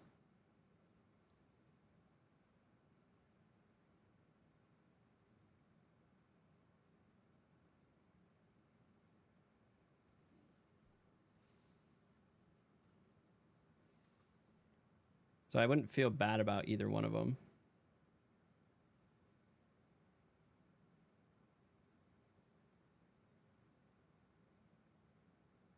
The difference is the Gruul is a bit more grindy. It gives you access to more card draw, so triggering things like Ember Heart Challenger, the Questing Druid, you know, is really where you're getting the recursive value. You're getting some additional things like the Snakeskin Veil to be able to target the Ember Heart Challenger for card draw. So it's grindy. It allows you to like get more card draw so you don't run out of steam, which is really nice. The Boros version that I created, so this is more of my own making, is more control. So you have the Sheltered by Ghosts, giving you the ability to capture really anything. And then if we're doing an enchantment heavy deck, then I have things like Destroy Evil and Get Lost. Mirrors, I have Authority of Councils. If I need to go longer, you know, I have the Urabas Forge there as well. So it's a little bit more control-y. And then life gain focus. So there's been many a game that I've been saved by the fact that Sheltered by Ghosts has lifelink and ward.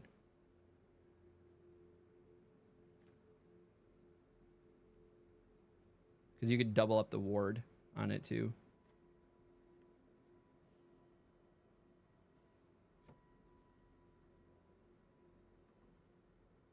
And I think I have everything for that as well.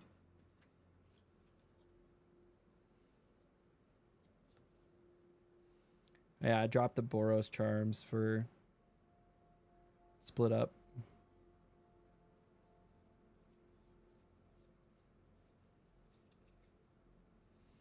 Do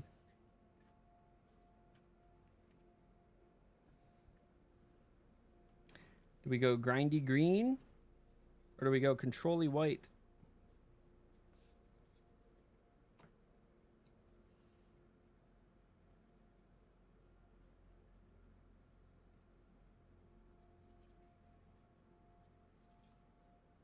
You know what? I'm going to go with my deck.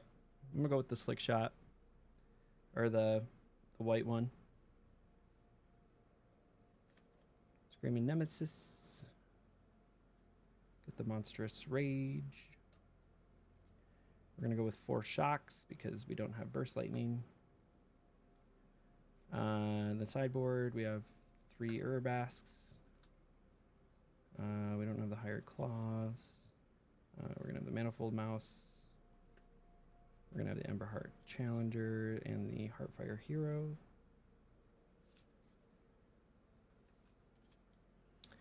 And then for the lands,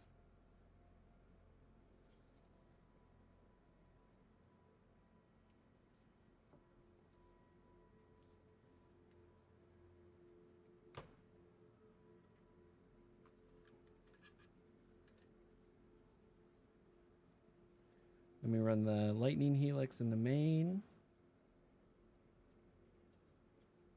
Then we have for the lands, Battlefield Forge. We'll have 4 of these.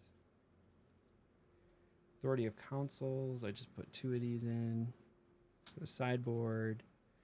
We have 4 Sheltered by Ghosts in the main. We'll have 4 Thrawn Portals in the main.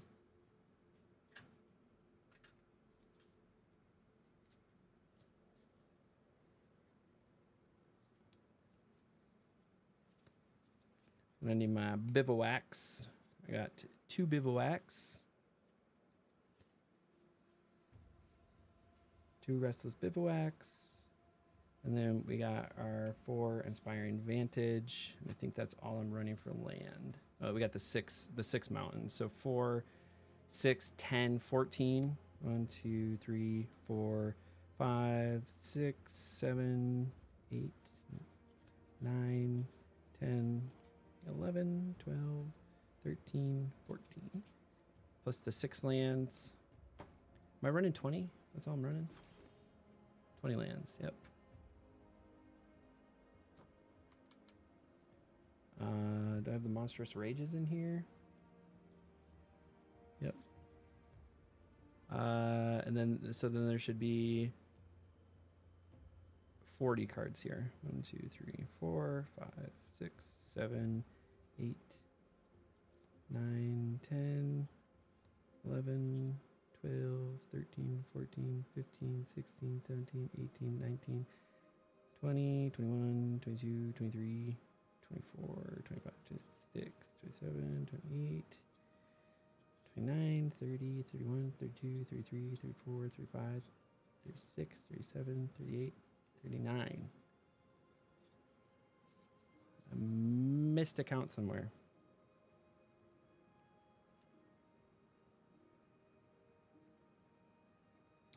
Eight.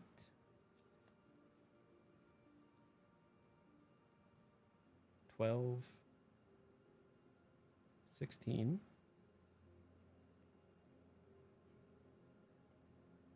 20. 24. 28. 32. 36. I'm just like straight up missing a card. Oh, I'm missing the Monastery Swift Spears. There we go. Perfect. All right, sideboard. Elspeth Smite. Where are all my white cards?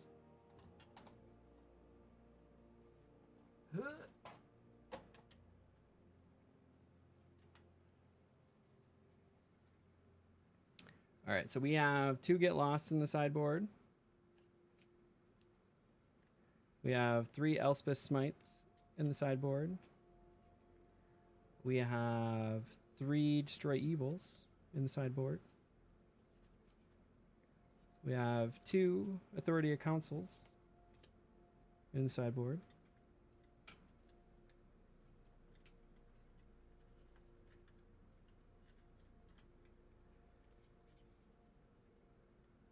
And then I do not own Split Up, so gonna have to do something different than Split Up.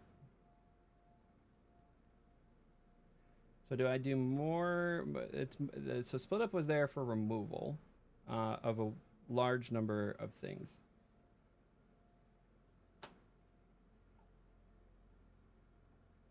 All right, I'm getting a phone call.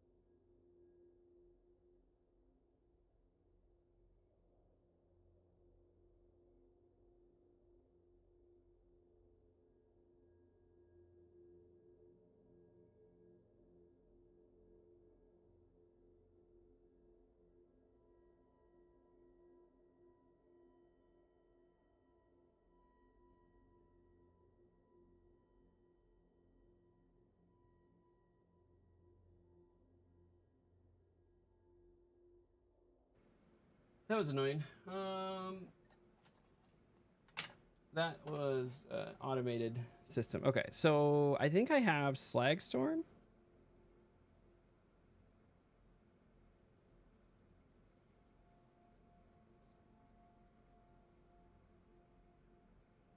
Okay, so running Slagstorm instead of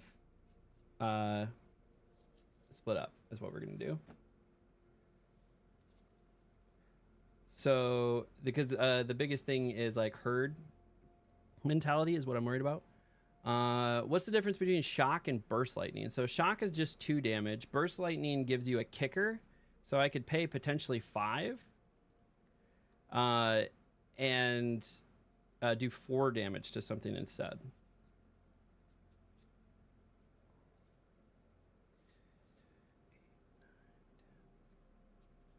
11, 12, 13, 14, 15. All right, so I got the sideboard.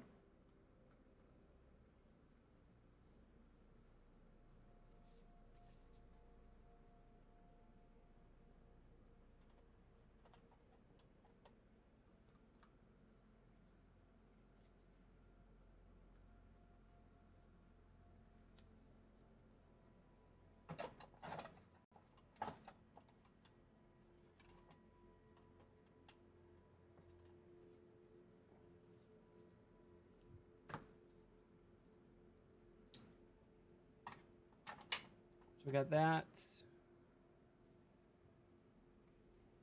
These are my white ones. These are my green ones. So we'll put green. We'll put white over here. And then these are the lands I don't need.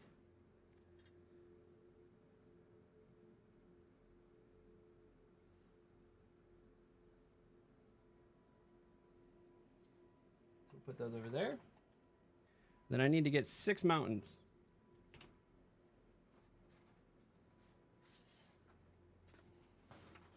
Just got a box of mountains over here. I would like them all to be the same, please.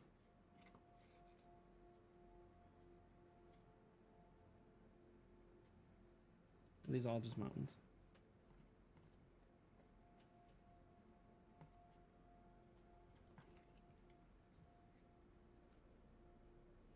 Two, three, 4, 5, 6.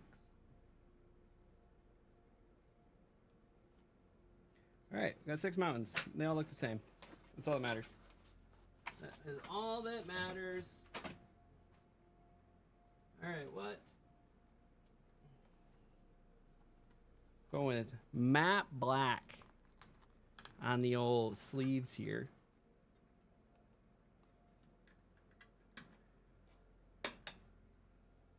Got a bunch of empty plastic cases now.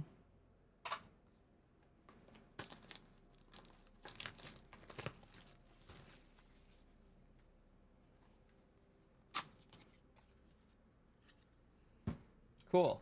Okay, we got our lands. We got our main deck, our side deck.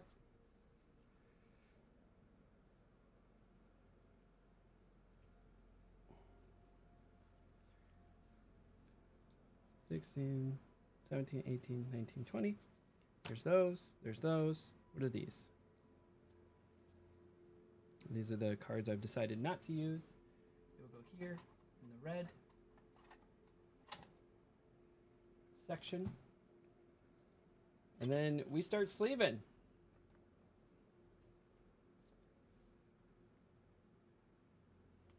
And we get to single sleeve, which is fantastic because I had double sleeve my modern deck because I had a bunch of frickin'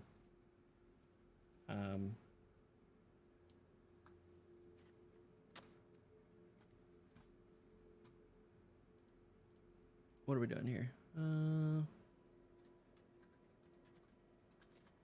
Friday Night Magic Prep. This is the deck we're playing, so I'll let you guys see that deck. This is what we're doing, minus the split ups are Slag Storms instead.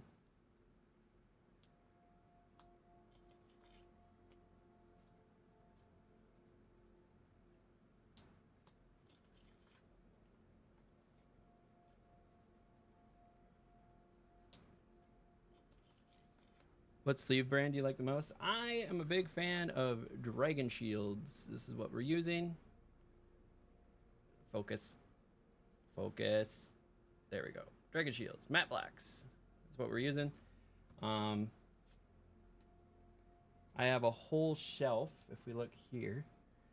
These are all boxes. That goes all the way to the back there. There's just rows and rows of boxes of sleeves. Bunch of different colors. I usually, so if I buy a commander deck, I will buy matching like sleeve and box combo. And so I got a lot of sleeves. And I also have a bunch of like perfect fit sleeves as well. Because I was double sleeving everything. Standard is much cheaper than modern, so I am not double sleeving. And it also makes it easier to shuffle when it's not double sleeve because I have small hands.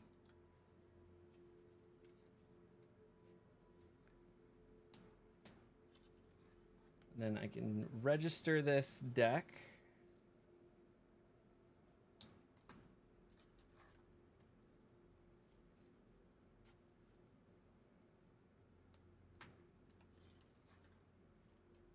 Also, I got to clean out my old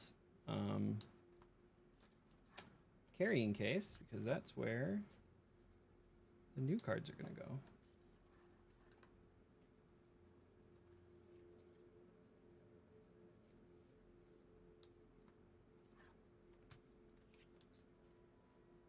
It's got all my dice. Okay.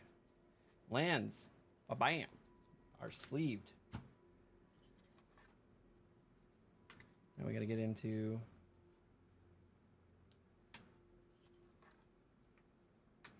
the main deck. Well, I mean, the lands are part of the main deck, but got to get to the actual creature cards here. I'm also like the world's slowest sleever. I've like sat down across from somebody and we're sleeving a pre-con. And they like literally finished the whole deck and I was 50% through. I don't even know how it's possible.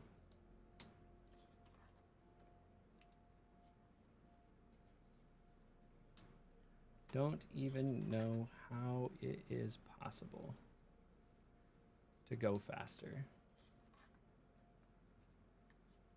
but here we are.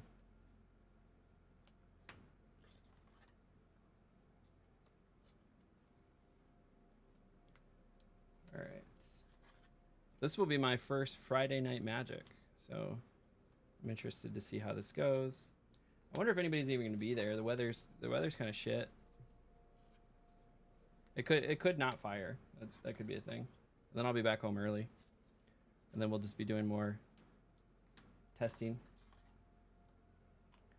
It's in an hour, so I would have to leave. It's probably going to take me a half hour to get there. So I actually kind of have to move here. I should leave probably. Honestly, I should probably leave in like 15 minutes. It's crazy if it takes me a half hour to get there. That's just because the roads might be bad. Like normally it's 15, 20 minutes away, but if the roads are bad.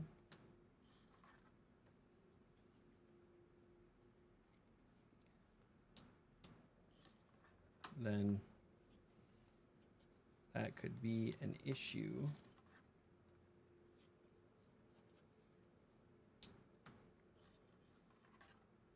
So I gotta find, where is my tournament deck? I have to empty the box and put these cards in it. Then I also have to sleeve my tokens. So we have tokens as part of this deck.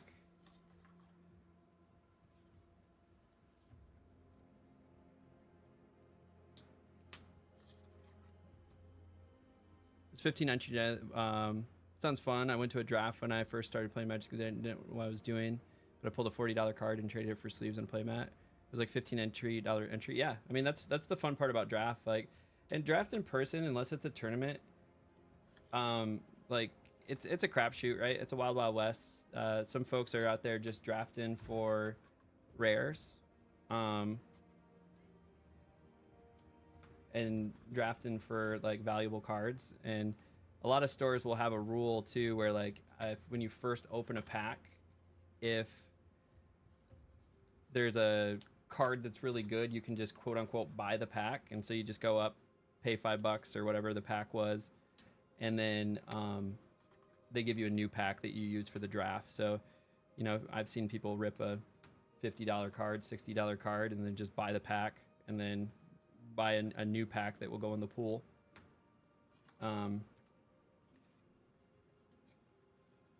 So there's a lot of ways to draft in person, especially casually. Like obviously in tournaments, nobody's really doing that. Most folks in a tournament are playing to win, so they're drafting the best cards.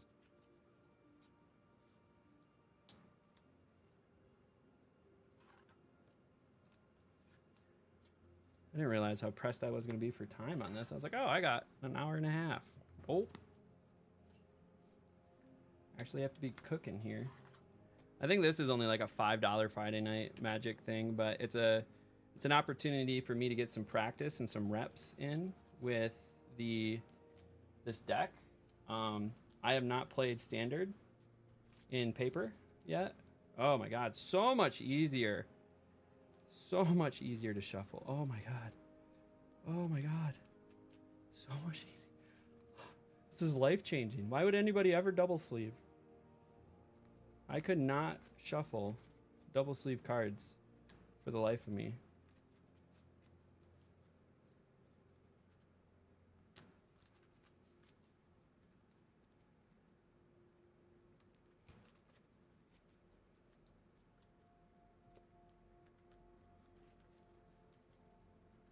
Okay, cool. All right, breaking the fourth wall.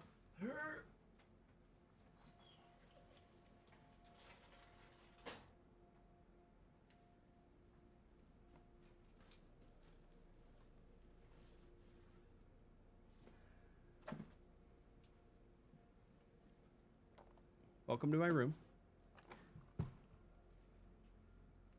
Okay. Oh, cards are everywhere. Cards are everywhere. Okay, put the deck right there. Well, I also have to do my side deck here. Remembering the ability since does it. Yeah, there's a lot of triggers to remember. There's a lot of things to remember when you're playing Paper, for sure. You want to see the biggest financial loss? Buying 4 of those bad boys. Oh, the green screen's on. Can't really see it. The One Ring. 4 of these bad boys. Where am I going to put them? Where am I going to put my retired deck?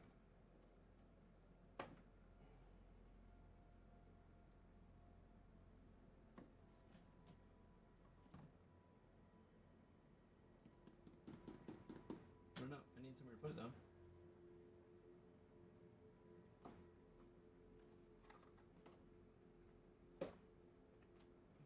What in these boxes? Nothing.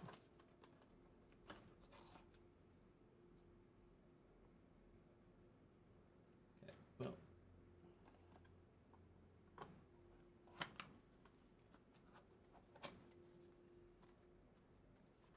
That's important. Don't lose that. That's the main deck. Here's the main deck.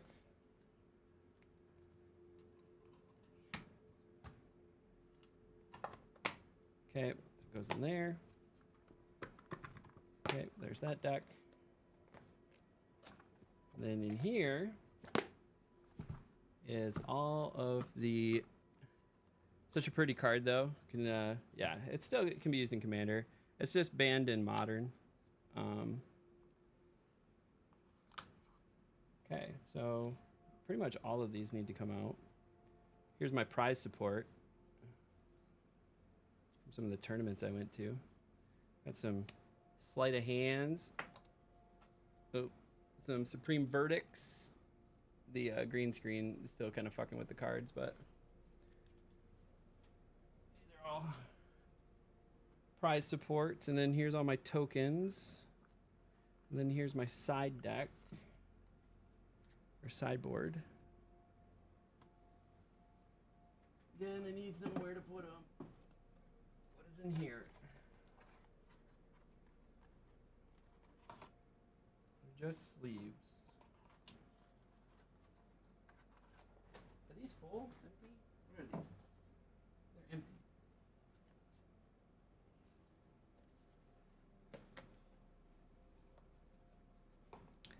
Don't know what's going on with my cards here. Put these in here. Okay, cool. That is this deck.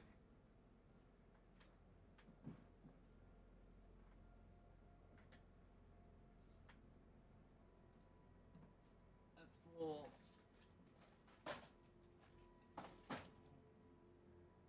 This one's empty. Should probably not put the, well, actually, whatever. Black and white. There you go. We have an empty card box there. All right, so I need to sleeve the sideboard.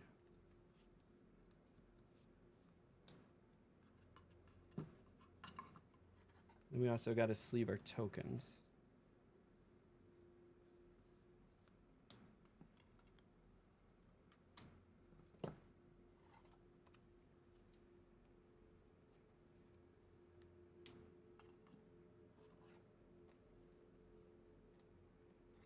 And the tokens are different colors.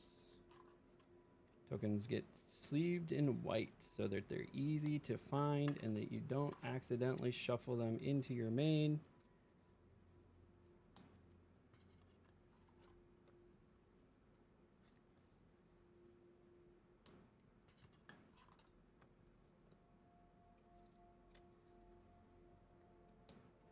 But your sideboard cards are the same color as your regular cards because obviously you put them into your main.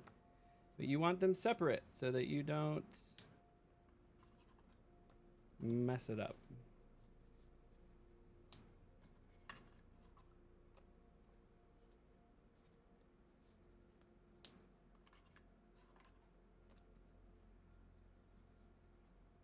Urbask Forge.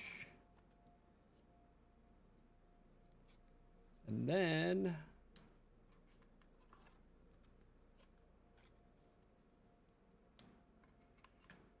okay, there's a sideboard. Then I take the Snow Whites here, and you get the tokens.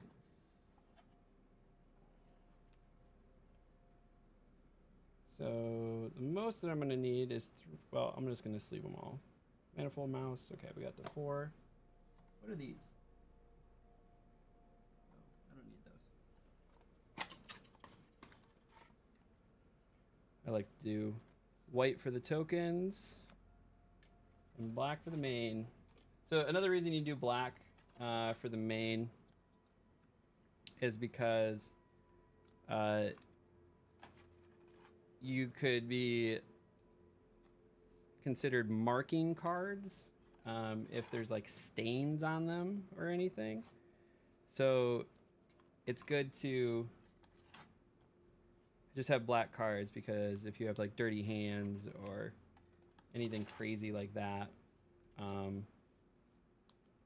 then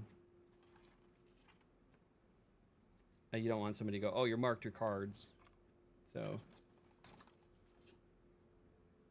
what is in here? Phyrexian Horror, Phyrexian Trample, Haste. Yep. These are the correct ones. And then I like to throw some extra sleeves in the back, just in case you rip a sleeve. So got some extra sleeves in the back. You got your tokens, you got your sideboard, all ready to go. And then that goes in the case. So I use this Ultimate Guard case. It's got my dice in the middle. And then all the dice that you need. And then I got my main deck. And then I got my side deck. And then this is everything I need for the tournament. Right here. And then I gotta go here. Go to Moxfield. Then I think I can do this. Exports.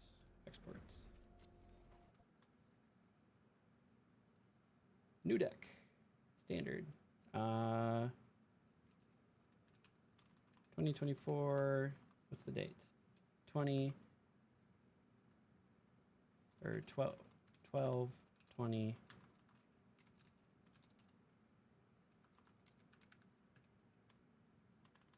Boros aggro No, this is more of a Boros prowess. Great. And then bulk edit.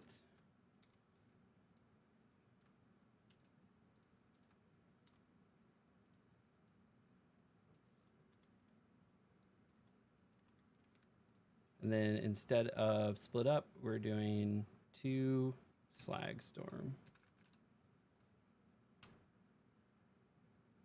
Okay, now I can go back to the deck list. I can show you guys what we're doing.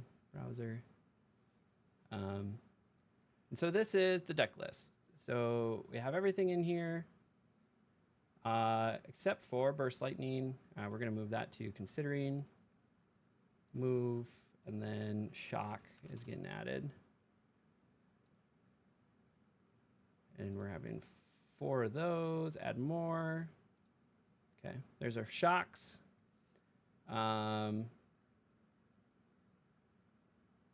This is the deck. This is what we're running. And so now you can do an MTG deck builder, generator, something. What kind of sleeves you use? We're using the dragon shields right now. I don't know what camera I've got active here. These are what I'm using for my side deck, or for my tokens. And then I'm using the matte black for the main deck. That's what I'm using currently. Your faves as well? Yeah, they're pretty nice. So, all right, I gotta put some personal information in here. So we're gonna go ahead and do that.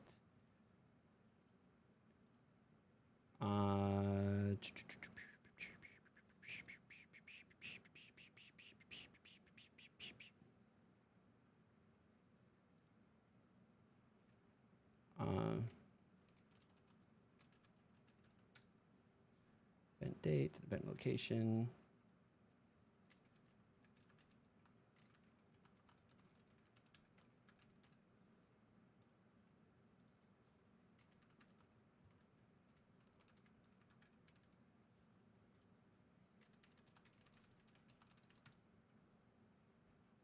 All right, main deck. What are we doing here? Bulk edit. Grab this, grab this.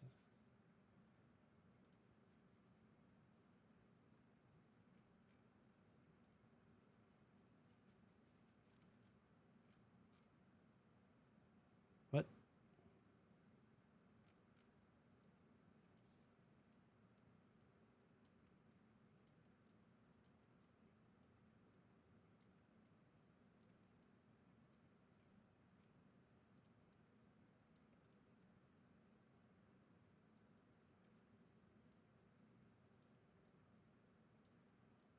I don't know why this is giving me issues.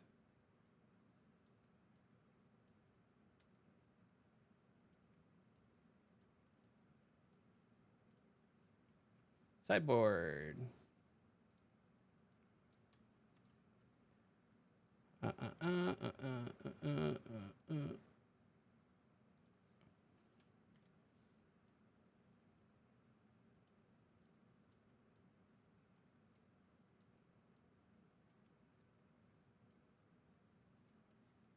Also reminds me I should buy some of these.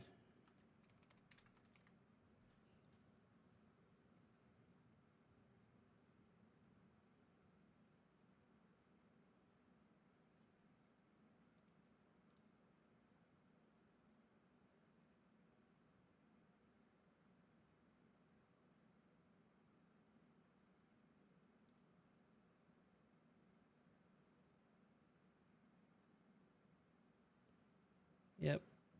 Go ahead and just buy those. Submit. Continue. Oh, I have store balance. Sure. Complete checkout. All right, sweet. I just bought cards with store balance. Cool. We're good there. Good there. I think I have the list. Got my sideboard. Download deck list. Print.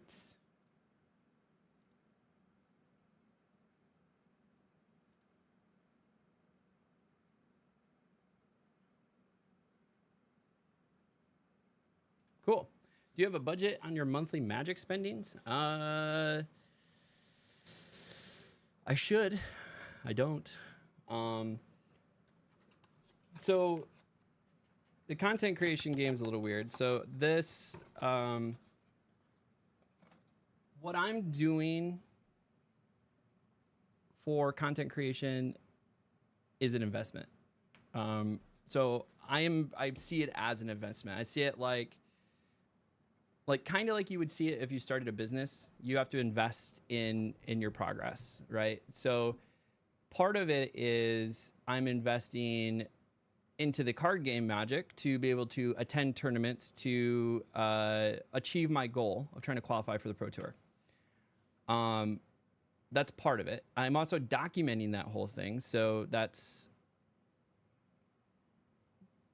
like the content that's here, right? We do draft content because that's a skill set I need to get better at. But then I also do other content. I do vlogs. I do, news pieces. I'm going to do deck breakdowns. We're going to be start doing those pieces as well. And to do all of that, it's an investment, right? So it's kind of fun because I'm investing in a hobby, like a hobby for some people, but for me, it's a goal I set out. I'm like, I want to qualify for the Pro Tour in the next 5 years. So that means I have to invest in it. I have to invest in the technology. I have to invest in the stream. I invest in time. I have to make sacrifices outside of that. Like I don't get to hang out with my friends. Like all my friends are on Discord right now playing Path of Exile 2. Like I want to go play Path of Exile 2. But instead, I'm going to go do the smart thing, which is go to a Friday Night Magic and get reps in with a deck I've never played in person. So I can learn how to track the triggers. I can follow the board state, things like that. And then I'm also going to try to do some content with it. I'm going to bring my camera and I'm going to see if I can record some games and see how that goes. You already thought that during your draft analysis. Yeah. I seem organized. I don't know about organized as much as it is. I guess it is organized. Like you have to set a plan and stick to the plan, iterate on the plan, fail in the plan, iterate some more, and just keep on keeping on, really. So it's always funny, like people are like, oh, this is so tough, this is so hard. I'm like, a lot of it isn't tough. It's hard, but it's not tough. Like it's one foot in front of the other, but you have to like make sacrifices. You have to do the hard thing, and that's just what I have found. I'm like, the actual process is not hard. It's not like I'm trying to push. I'm using hard and tough and like interchangeably, and I need to just like stick a lane as to what I'm trying to say. Like it's not physically tough.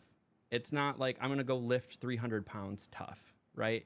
What's tough about it is the mental fortitude that it takes to do like the hard thing. And so the hard thing is setting a goal and then achieving the goal. And what I have found is like I can set the goal, you then break down the steps of that goal into multiple little pieces, and then you just start ticking away at each little step along the way. So like my stream, for instance, and all of this stuff that I'm doing, I have been doing live streaming and making YouTube videos on and off for the last 10 years. So like I've iterated, I've learned a ton across the time. I've bought this equipment over time. Like I wouldn't recommend anybody go get 2 4K cameras that they can, switch between and go back, and have different scenes set up with different lighting and running a dual PC setup with, a mixer that, allows me to have good audio. And like, I wouldn't recommend that for anybody. Like you could do this all with a webcam and a simple microphone, and that would be it. But like I've iterated on it to improve the production value, to put on a good show, hopefully. And that's all just been like taking one step after another, over and over and over again until you get to where you want to be. And then now for me, I put out this big, hairy, audacious goal. We call it a bag. Big, hairy, BHAG, bag. Big, hairy, audacious goal.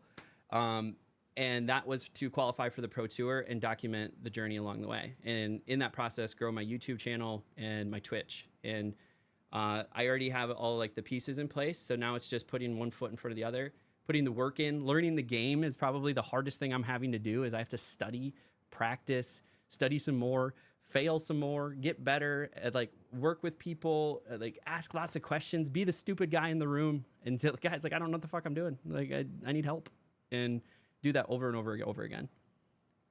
Being dealing with being unlucky is hard to me. Your setup is great. How long you play Magic for? So I played Magic. I started playing Magic in the '90s. It was cafeteria table Magic with friends. You know, my card shop was the gas station. I bought packs of Magic, and where the state I'm from, we have you can return pop cans and stuff. So I would do like pop can collections and turn those, or I would do chores for, you know, $5-10 here and there as a kid, and then use that money to buy packs. And then I had a job in high school. I started working as soon as I could drive. So would buy packs and then make decks. I was notorious for having a burn deck in high school. And so people didn't love playing against me because I would just burn their health down. But all that to be said, I did that through high school, and then didn't really play much after high school. Like knew of Magic, would like watch tournaments every now and then, you know. And then after college and well into my career, my brother moved in with me, and he and his buddies would play Commander. And so that kind of got me back into Commander, and I would play maybe like 5-ish years ago.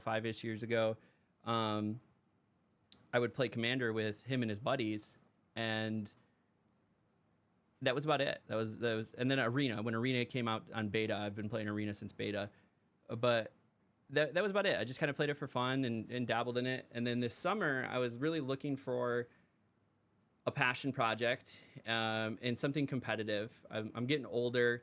My body doesn't like want to hold out as much anymore. So I used to do combat sports. I was a wrestler. I was a fighter.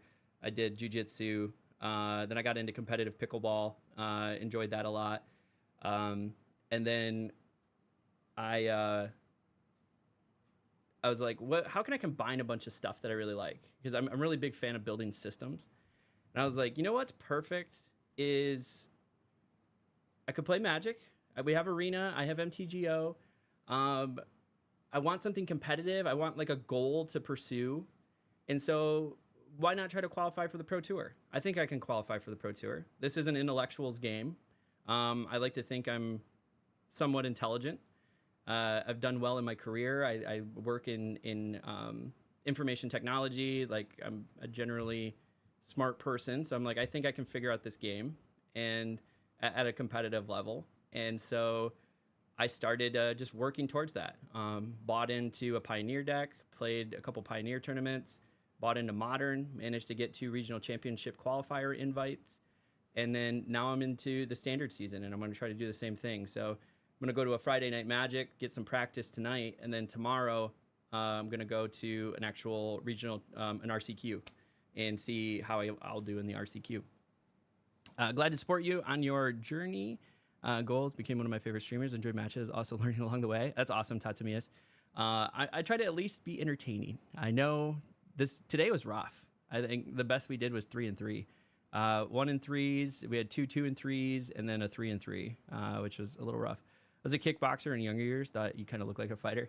Yeah, I still have the wrestling fighter physique. I still work out, and I'm looking to get back into jiu-jitsu. I've realized my body still needs the adrenaline, so I'm going to do something along that lines. But my main competitive outlet is Magic, and you know, dealing with the being unlucky is hard. Like the running joke is I flood a lot in this game, but it's at the end of the day, you got to remember it's just numbers, right? You have to look at it over the long run. And the only thing that you can do is consistently play to the best of what the numbers are presenting you.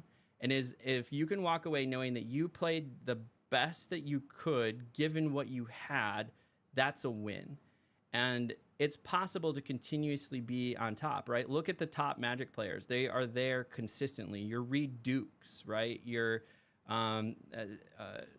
your Sam Pardis, your LSVs, your, name a top Magic player. They're consistently at the top because they are doing the right thing. They are making the best move given the situation.